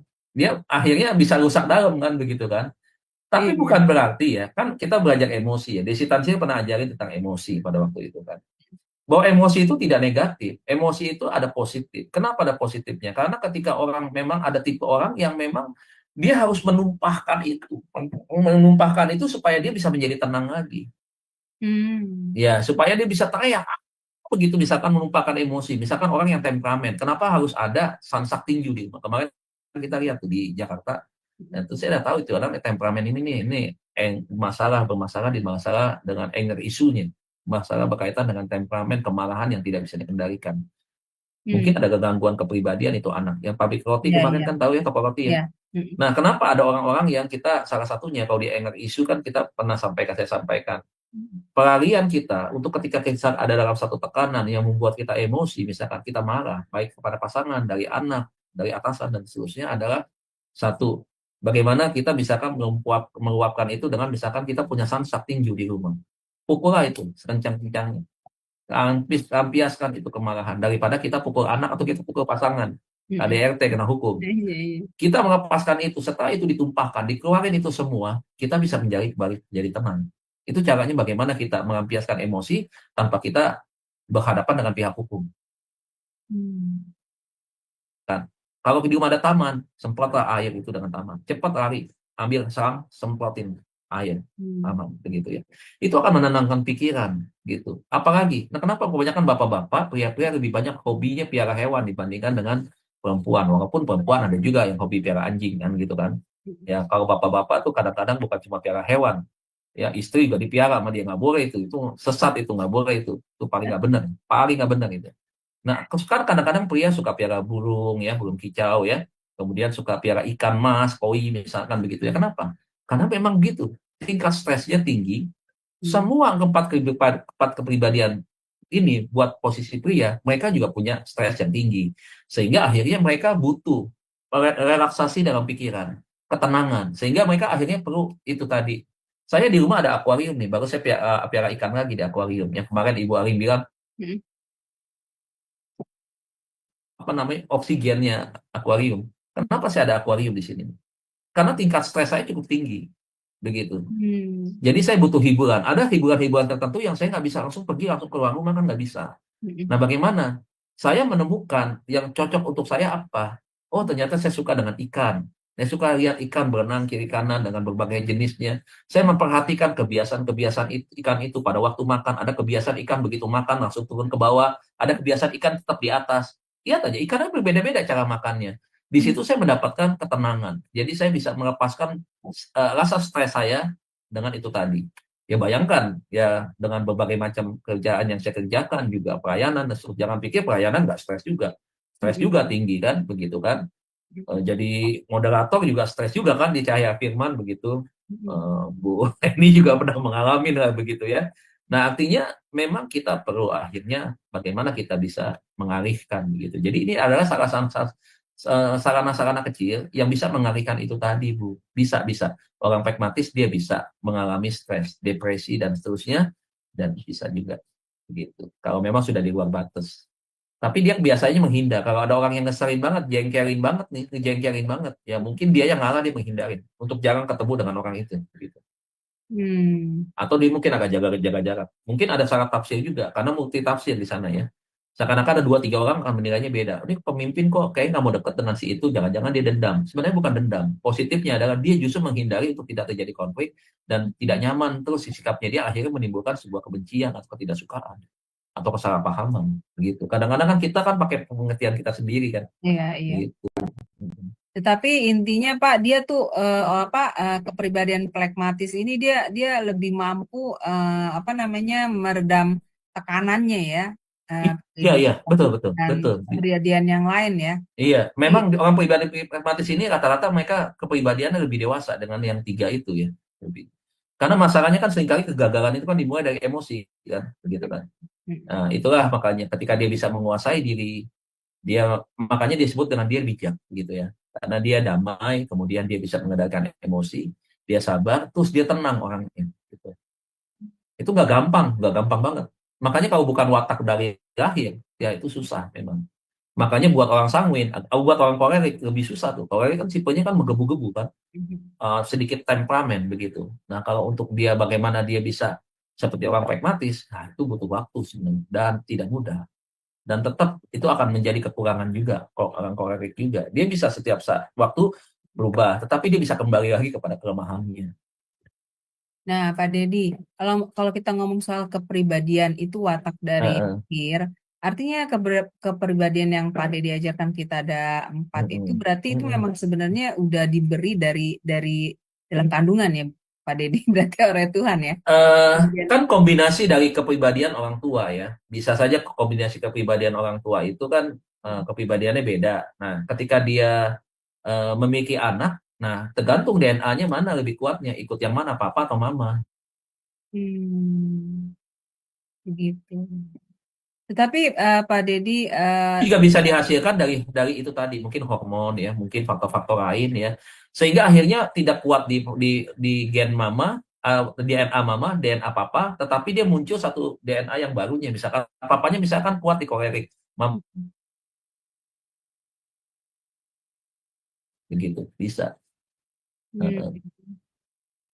Pak Dedi berarti kalau begitu kan masing-masing manusia itu kepribadian yang mereka dapatkan itu bukan karena terbentuk oleh keadaan atau lingkungan atau apa, enggak, memang sudah terbentuk, memang sudah dari Iya. bawah kan ya berarti ya. Iya. Jadi seperti itu ya. Kita bisa melakukan pengamatan ya. Kalau dulu mungkin kita belum belajar tentang kepribadian plus, mungkin kita bisa melihat bahwa kalau sekarang kita punya cucu misalkan, nah kita bisa lihat cucu kita masih kecil tuh, ya karakternya yang menonjol tuh yang seperti apa begitu. Nah, kita bisa tahu ya. Anak kita ya cucu kita nih misalkan lebih suka mainnya sendiri atau lebih suka main dengan teman-temannya, itu kan ketahuan tuh. Kalau yang lebih suka main nyaman sendiri, lebih tenang gitu ya. Ini berarti introvert kan gitu kan, lebih suka sendirian, ketenangan, menikmati kesendiriannya itu, justru itu yang menyebabkan yang dia menemukan kebahagiaannya di situ. Oh kita tahu dong ini introvert. Tapi kalau ada anak kecil ketika temannya datang dia tarik temennya, kita main yuk, kita ajak main ya begitu ya. Nah itu ada kan tipe-tipe yang mungkin kita juga bisa melihat salah satu faktornya adalah ada sanguinnya di situ yang cukup kuat begitu kan, main berbagi sama-sama, ketawa sama-sama begitu ya, gitu. Orang sanguin begitu. Nah, Pak Iya. Dedi, kalau kepribadian seseorang itu misalnya dia dominan misalnya di sanguin atau di Iya. kolerik, itu Heeh. dia bisa berubah nggak Pak seiring waktu? Karena misalnya dia ya banyak hal yang merubah kepribadian dia, bisa nggak Pak? Seperti itu. Ya, Dominannya itu berubah. tergantung ya. Tergantung apakah memang bisa berubah atau tidak, tergantung juga kalau dia ada, misalkan kalau dia memang mungkin masih pada tahap-tahap masih muda, misalkan begitu ya, pada satu lingkungan tertentu yang memang membiasakan dia dengan kebiasaan-kebiasaan satu kepribadian yang lama begitu ya, dan kemudian dia masuk dengan sistem sesuatu kepribadian yang baru bisa saja begitu. Tetapi biasanya artinya bisa saja sih, bisa berubah, bisa tidak, tergantung juga begitu. Bisa. Jadi memang nggak pastilah gitu ya. Ya tapi bisa, bukan berarti tidak bisa berubah, bisa gitu ya. Bisa menyesuaikan gitu. Dia bisa tiba-tiba dulu sanguinnya kuat, tiba-tiba sekarang melankolinya kuat, bisa aja begitu. Bisa. Berarti dia Karena gini Bu, karena kan setiap kita kan itu tadi ya saya bilang kan ada kelemahan-kelemahan begitu ya. Ketika dia mengetahui bahwa kelemahannya dia itu misalkan, aduh kalau saya misalkan tipe sanguin ya, biasa cari perhatian dan seterusnya. Kalau saya lihat, oh kalau cari perhatian kayaknya kesannya begini ya malah ya, oh kayak gini. Akhirnya dia berusaha untuk merubah itu misalkan. Dia berubah menjadi orang yang kepribadiannya yang lain misalkan begitu ya. Tenang, tidak suka cari perhatian, seperti pragmatis misalkan seperti itu. Dan dia merubah seperti itu, oh bisa aja, bisa gitu, bisa berubah gitu. Nah, Pak, saya mau tanya nih Pak, dari kelebihannya Pak orang pragmatis. Kan ada tuh di yang poin ke-8, sifat peduli dan simpatiknya yang. Iya, iya Nah, betul. ini bagaimana Pak untuk merubah supaya Nah, tidak tuh kelebihan ya. nih Pak Deddy? Makanya Ya. kadang-kadang di satu sisi kan dia kan bingung ya kadang-kadang. Dia orangnya baik, tapi Mm-mm. kebaikannya dimanfaatin orang terus tuh, begitu. Makanya kadang-kadang bisa ribut sama pasangan. Contoh ya kalau dia seorang istri ya, Mm-mm. eh orangnya nggak tegaan, suka bantu orang begitu ya. Mm-mm. Kemudian akhirnya uangnya gitu ya, Mm-mm. dia pakai untuk bantu orang lain begitu ya. Suaminya tahu gitu, ini uang ini kemana? Karena dia orangnya terus terang, nggak suka konflik. Dia cerita dong, open, terbuka, bagi suaminya kan. Karena orang pragmatis tadi ya, jadinya dia menghindari konflik. Dia ngomong dong terus terang sama suaminya. Nah, suaminya akhirnya nggak bisa terima kan begitu kan, marah. Nah, suaminya memaki si istrinya yang pragmatis ini, menuduh yang macam-macam begitu. Nah, sebenarnya kan akhirnya yang tadinya tidak ada konflik, akhirnya kan terjadi konflik. Nah, terjadi konfliknya apa? Suaminya yang membangun konflik kepada istrinya untuk menyerang. Akhirnya apa yang terjadi? Terjadi tekanan terhadap itu tadi. Nah, kelemahan orang pragmatis di dalam tekanan yang ini bukan pekerjaan, tekanan secara psikologis. Nah, tekanan dari secara psikologis dari pasangan kepada dia itu yang membuat kadang-kadang orang pragmatis itu akhirnya putus asa. Jadi bukan berarti empat kepribadian termasuk pragmatis tidak putus asa, tidak bisa. Bisa. Nah, ketika dia ditekan seperti itu, misalkan uang belanjanya atau uang jatah bulanannya dipotong sama suaminya karena terlalu banyak dimanfaatkan oleh orang, misalkan begitu ya. Nah, akhirnya dia maksudnya baik tuh menolong, tapi akhirnya dia berbalik menjadi korban. Karena suaminya tadi, itu tadi, tidak suka istrinya seperti itu. Nah, kan begitu kan. Nah, makanya seringkali akhirnya yang menjadi perusak hubungan keluarga, hubungan suami dan istri itu kadang-kadang pihak luar, pihak ketiga bukan karena perselingkuhan, tetapi karena ada orang yang memanfaatkan kebaikan, ketulusan, dan juga itu tadi ya, ketidak ya empati yang berlebihan lah begitu akhirnya dimanfaatkan untuk itu tadi mengambil kesenangan dari untuk diri orang tersebut si pelakunya yang memanfaatkan si orang pragmatis. Nah, jadi dalam hal ini memang ini kan kelemahan. Jadi memang harus dimotivasi, harus kasih pengertian dan dia pun harus belajar untuk menutupi kekurangan ini untuk tidak di itu. Kan saya pernah ngomong ya, selalu ini gunakan senjatanya adalah selalu kasih. Gimana sih orang Kristen nggak punya kasih? Sebenarnya itu kata menyesatkan banget itu sebenarnya. Kasih yang diajarkan Kristus tidak menjurumuskan orang untuk melakukan sebuah kejahatan, berbuat dosa, dan akhirnya membiarkan dia hidup di dalam kesalahannya. Tidak. Kasih itu mengkoreksi. Bukan kasih itu membiarkan orang itu dengan kebiasaan-kebiasaan tanpa berubah. Kan ada kan orang begitu kan, datang ke gereja sekarang banyak ya. Tujuannya buat apa? Tujuannya buat cari duit dari saat gereja 1, gereja 2, gereja 3, gereja 4, minta belas kasihan, ini itu. Padahal itu adalah niat yang kurang bagus, memang udah diskenariokan begitu. Nah, kita dalam hal ini jangan kita bilang, oh karena kasih kan, kita kan karena hamba Tuhan ini.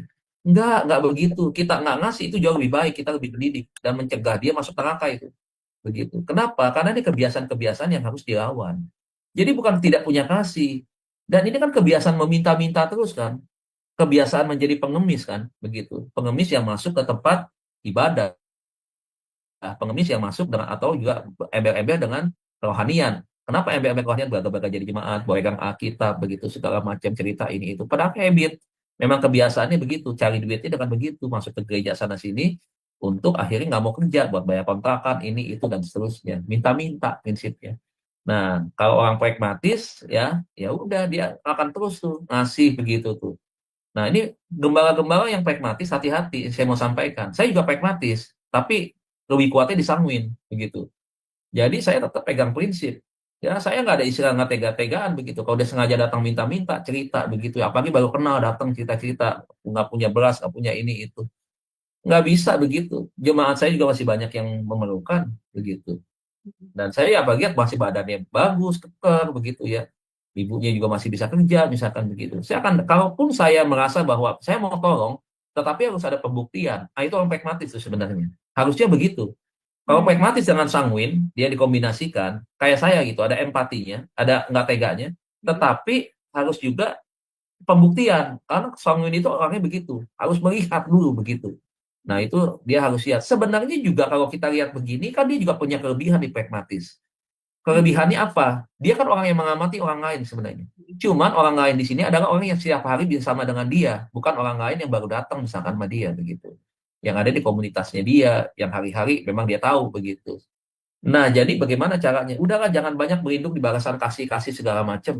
Kalau kita mau ngasih, ya panti asuhan banyak kok begitu. Anak-anak yatim piatu juga banyak kok, kita mau adopsi, kita mau sekolahin mereka setiap bulan kita mau bayar, lebih tepat guna, lebih tepat sasaran begitu. Begitu. Jadi jangan selalu apa-apa, oh iya, seakan-akan kok kita nggak memberi, kita nggak punya kasih. Nggak gitu. Jangan dibikin sempit tuh arti kasih, karena arti kasih itu bukan mendidik yang seperti itu bukan mendidik namanya, menjebloskan orang itu, bukan kasih kita namanya. Jadi nggak apa-apa Bu, jangan udah bilang alasan dengan itu tadi, kok orang Kristen nggak punya kasih begitu. Nggak begitu. Kalau sesuatu yang salah kita memang harus tegas. Alkitab juga mengajarkan kita untuk ketegasan kok. Begitu. Iya. Bukan akhirnya kita menjadi orang Kristen yang dibodohi terus, ditipu-tipu orang terus begitu. Kita harus jadi orang yang cerdik dong. Kita berhikmat daripada orang dunia. Kita bisa tahu loh pola kelakuan orang dunia yang nggak benar begitu, yang mau ngebohongin kita. Apalagi kalau kita punya iman yang setiap hari kita bangun dari hubungan keintiman kita dengan Tuhan. Kita punya tuh orang Pentakosta saya sebut dengan istilah kepekaan rohani. Nah, kepekaan rohani itu kan bisa membedakan kita. Wah, ini orang benar atau tidak benar begitu. Nah, masa kita mau dibodohi terus begitu? Memang kita punya uang begitu. Tapi kita juga harus cerdik dong, harus cerdas dong.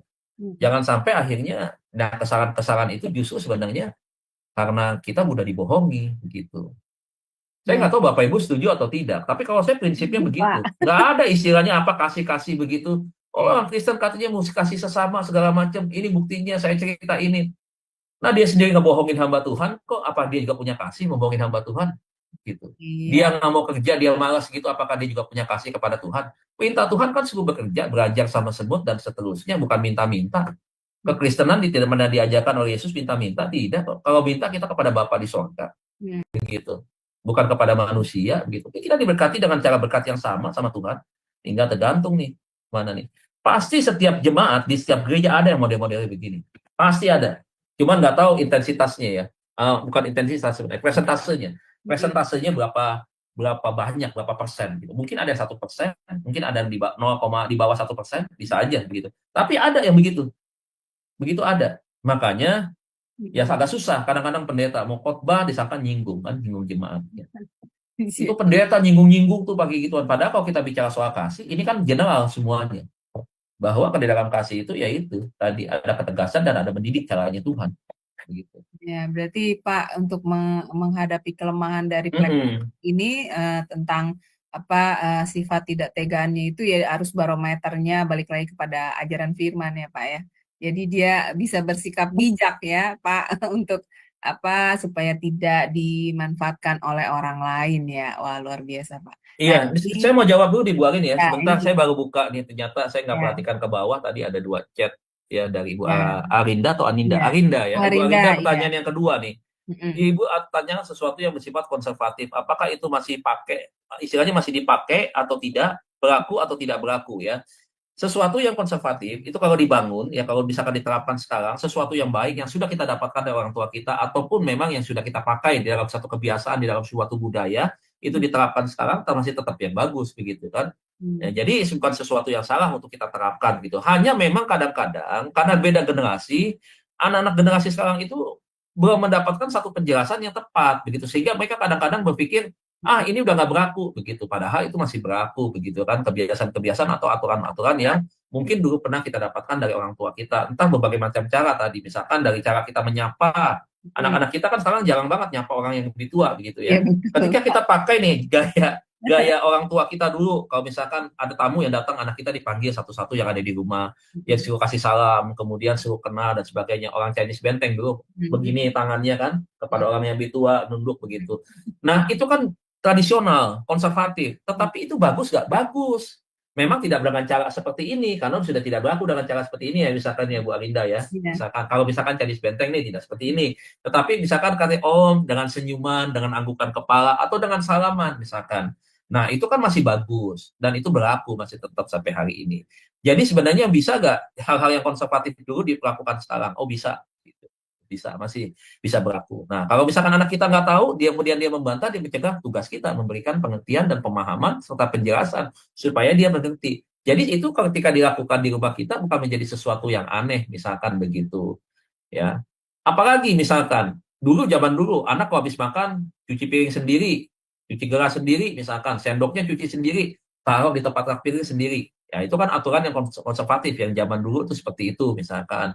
Anak kita diajarin cuci baju, diajarin ngompak zaman dulu itu sesuatu yang tradisional misalkan. Tetapi kan itu membangun anak kita menjadi anak yang mandiri kan begitu, anak yang tahu. Dan nanti dia kalau sudah besar dia tahu apa artinya kerja keras, apa artinya membantu orang tua, apa capeknya menjadi orang tua ketika dia harus cuci pakaian, menimba air dan seterusnya begitu. Jadi bisa Bu, jadi masih tetap bisa diperlakukan sampai dengan hari ini begitu. Itu masuk itu ya Pak Dedi, apa namanya, tata krama ya Pak Dedi ya. Yes, betul. Etika, moralitas Etika, ya. iya. Kayak Kemudian norma, nilai ya. gitu. Itu kan ada kan norma-norma nilai yang di masyarakat juga masih hari ini berlaku gitu ya. Seperti itu. Karena kalau memang kalau saya perhatikan anak zaman sekarang itu memang udah kurang ya Pak Dedi tentang apa etikanya, tata keramanya gitu. Oh iya. Mereka itu kuno apa gitu. Iya, betul. Iya. Dulu ya anak perempuan itu kan malu kan ketemu anak laki kan. Udah gitu pakaian anak perempuan dulu kan roknya panjang-panjang. Kalau sekarang lihat anak-anak perempuan zaman sekarang. Iya. Gimana caranya kita orang tua kita kasih tahu anaknya, kamu perempuan itu rok tuh ya tuh di atas lutut jauh banget tuh, di atas jengkal misalkan begitu kan. Nah, anak dulu nggak mungkin berani keluar rumah. Sekarang dipamerin di mana-mana begitu kan. Iya, betul Pak Dedi. Generasi beda, zaman beda, perilaku beda, budaya beda begitu. Nah, Iya. budaya yang baik zaman dulu harus kita pertahankan tetap. Nah, kita kan bisa bilang ke anak kita sekarang, nggak bisa. Kamu kalau walaupun ke mall, walaupun itu tempat yang santai, tapi jangan terlalu pendek misalkan. Kita pakai aturan yang zaman dulu kan baik begitu kan. Waktu kita bisa kasih nasihat, kenapa kita harus pakai pakaian yang sopan dan seterusnya. Ya. Gitu. Kalau saya sih Pak Dedi yang namanya Sebentar nih Bu Aling, anaknya kita larang, mamanya pakai ini pendek banget gitu. Aduh. Waduh, itu Ya, tidak memberi contoh Pak. Keadaan yang baik itu. Iya. Itu parah itu kalau gitu. Parah itu, waduh. Itu. Kalau saya sih tetap setuju ya Pak Dedi mengenai kontroversif yang tadi ya, maksudnya tata krama, etika itu harus tetap dijaga kalau menurut saya, walaupun zaman terus berubah gitu, karena itu hal-hal yang baik ya, budaya yang baik, Betul. adat yang baik yang harus dipertahankan. Bu Aling, sekarang nih zaman yang bagus, hebat. Zaman anak-anak muda, zaman saya dulu, nggak ada kita nongkrong di kafe. Iya. Anak-anak muda kita sekarang tongkongannya kafe. Warteg nggak main. Begitu, kecuali ya anak-anak mahasiswa yang, ya bukan saya meremehkan, tetapi anak mahasiswa yang biasalah ya, oke ke warteg masih ada. Tapi kebanyakan kafe. Ya. Nah kalau di kafe nih, dulu nih, kita di rumah aja makan, ya misalkan, begitu ya, cegukan begitu ya, atau begitu ya, itu orang tua marah banget tuh. Betul. Sekarang kita nih duduk makan sama anak-anak muda di kafe kan nggak bisa dibilang hanya untuk 50 tahun ke atas, kan enggak. Kan terbuka siapa aja kan, namanya kafe, sekarang eranya seperti itu. Nah akhirnya apa yang terjadi? Kita makan dengan anak-anak, sekarang dia begitu di depan kita. Cuek aja, nggak say sorry apa segala macam, coba. Kalau kita ingat dulu cara didikan orang tua kita sudah dipukul kita. sudah dijewer nih minimal nih, begitu kan. Nggak sopan kamu, begitu. Pasti mama kita malu banget, begitu kan. Kalau sekarang mereka cuek aja, begitu kan, begitu. Gue lagi makan nih, begitu. Aduh, gila. Itu sangat nggak bagus ya, nggak bagus. Nah, Bagus. artinya ya ini PR kita semua orang tua kasih tahu lah, kamu kalau lagi makan depan orang tuh harus makan yang Iya. sopan, kaki jangan diangkat. Sekarang di kafe kaki diangkat, nggak yang ngaki, nggak yang perempuan. Yang perempuan malah lebih sadis lagi, kaki dua-duanya diangkat. Sambil main handphone begini kakinya diangkat, coba bayangkan. Kalau dulu kan anak perempuan duduknya aja kan diatur sama orang tua, Iya. tata keramahnya, cara duduk perempuan tuh begini, nggak boleh begini. Sekarang mau sembarangan aja duduknya, begitu.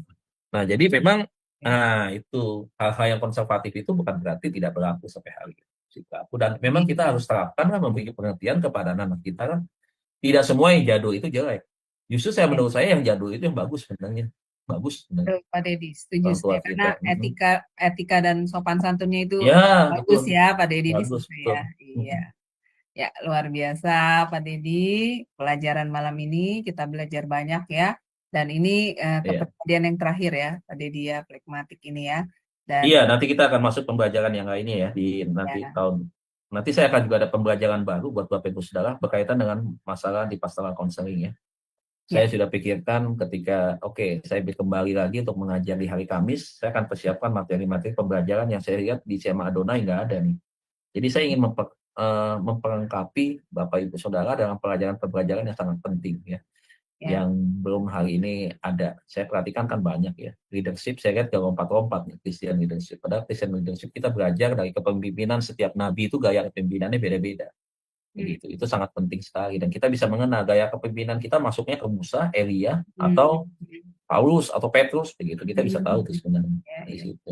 Nah, tapi juga ini apa yang nanti akan saya bahas juga selain pastoral counseling itu menjadi pembelajaran yang hmm, mungkin akan kita pelajari itu banyak ya. hmm. Salah satunya adalah tentang manajemen konflik. Bagaimana kita bisa mengelola konflik menjadi sesuatu yang mengasihkan. Bagaimana kita bisa mengelola Oh, iya, konflik betul menjadi sekali. satu solusi yang baik begitu ya. Karena Ya, selama ini kan organisasi hancur, kalau hmm, saya tanya kenapa? Ya ada konflik di dalamnya, konflik lagi, konflik betul. lagi. Saya nggak bingung kadang-kadang saya.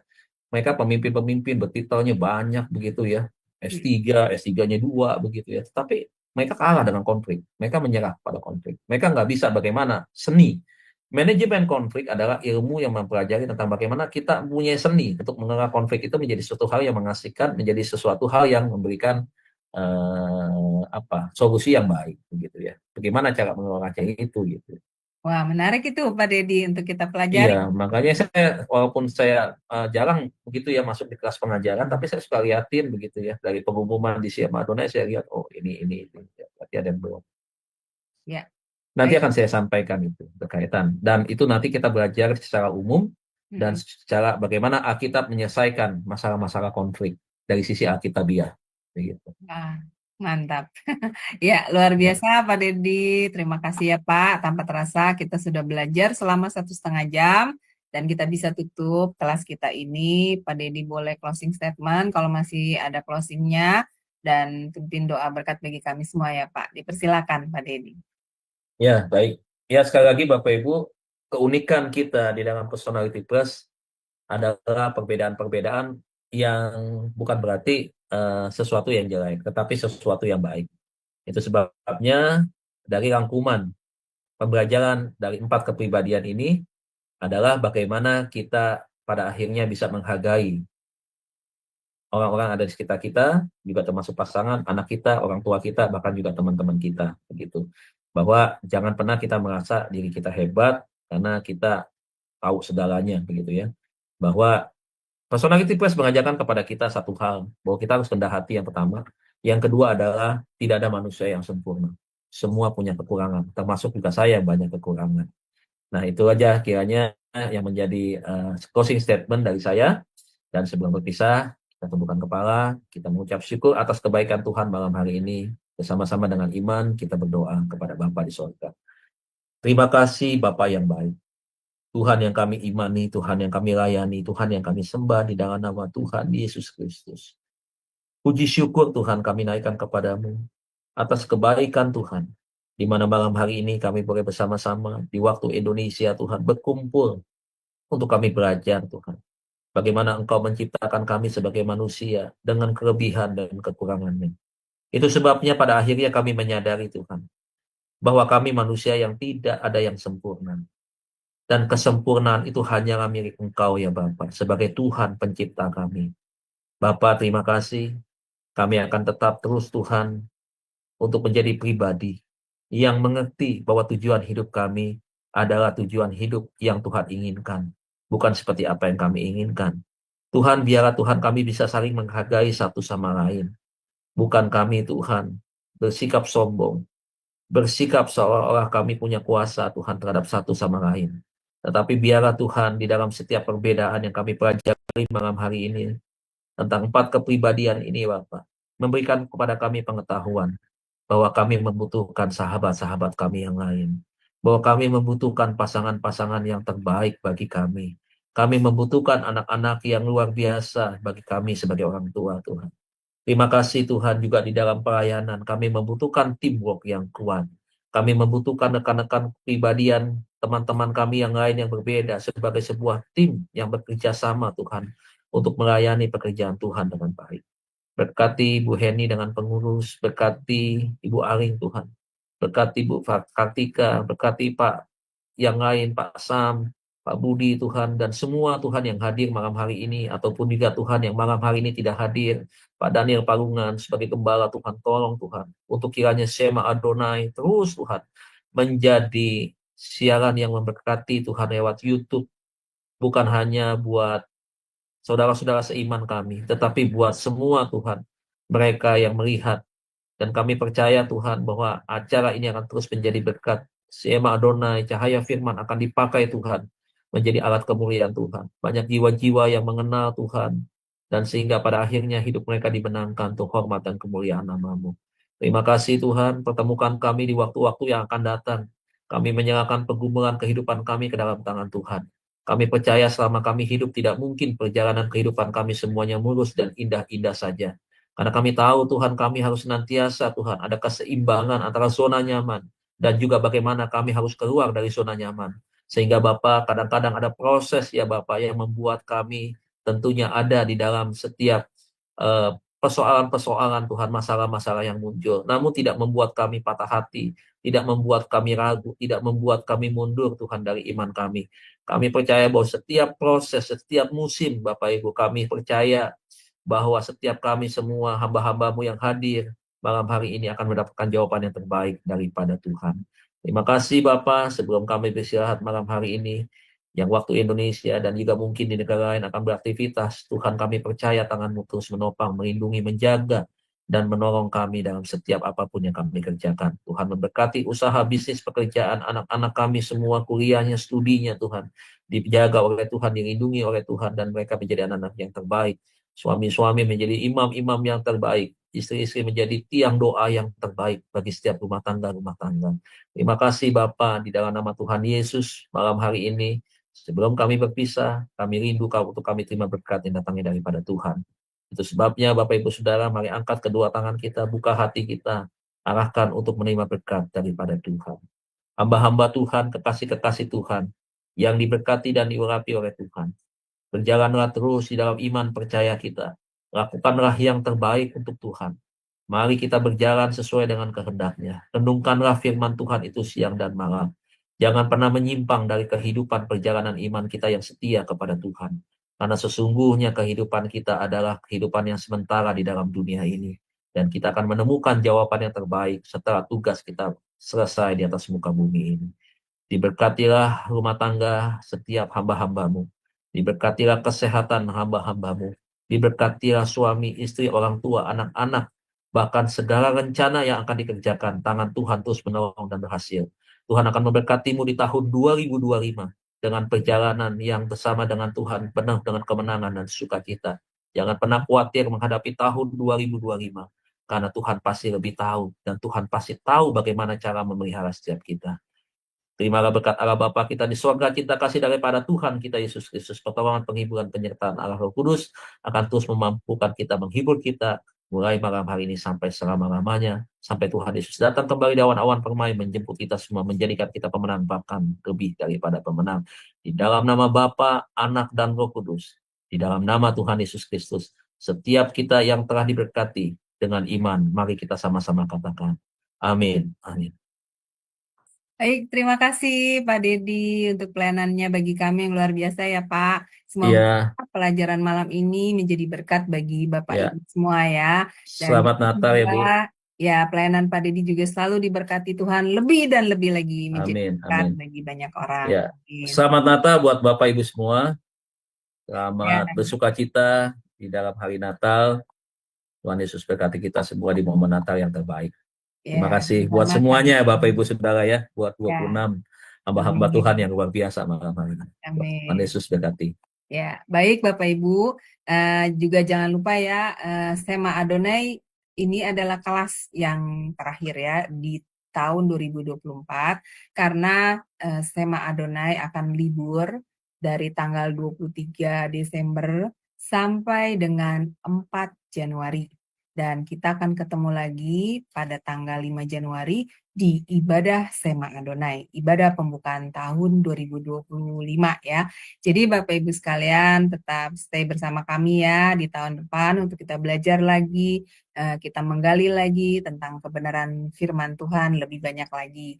Baik Bapak Ibu, kami juga seluruh tim Sema Adonai mengucapkan selamat Hari Natal 2024 dan Tahun Baru 2025.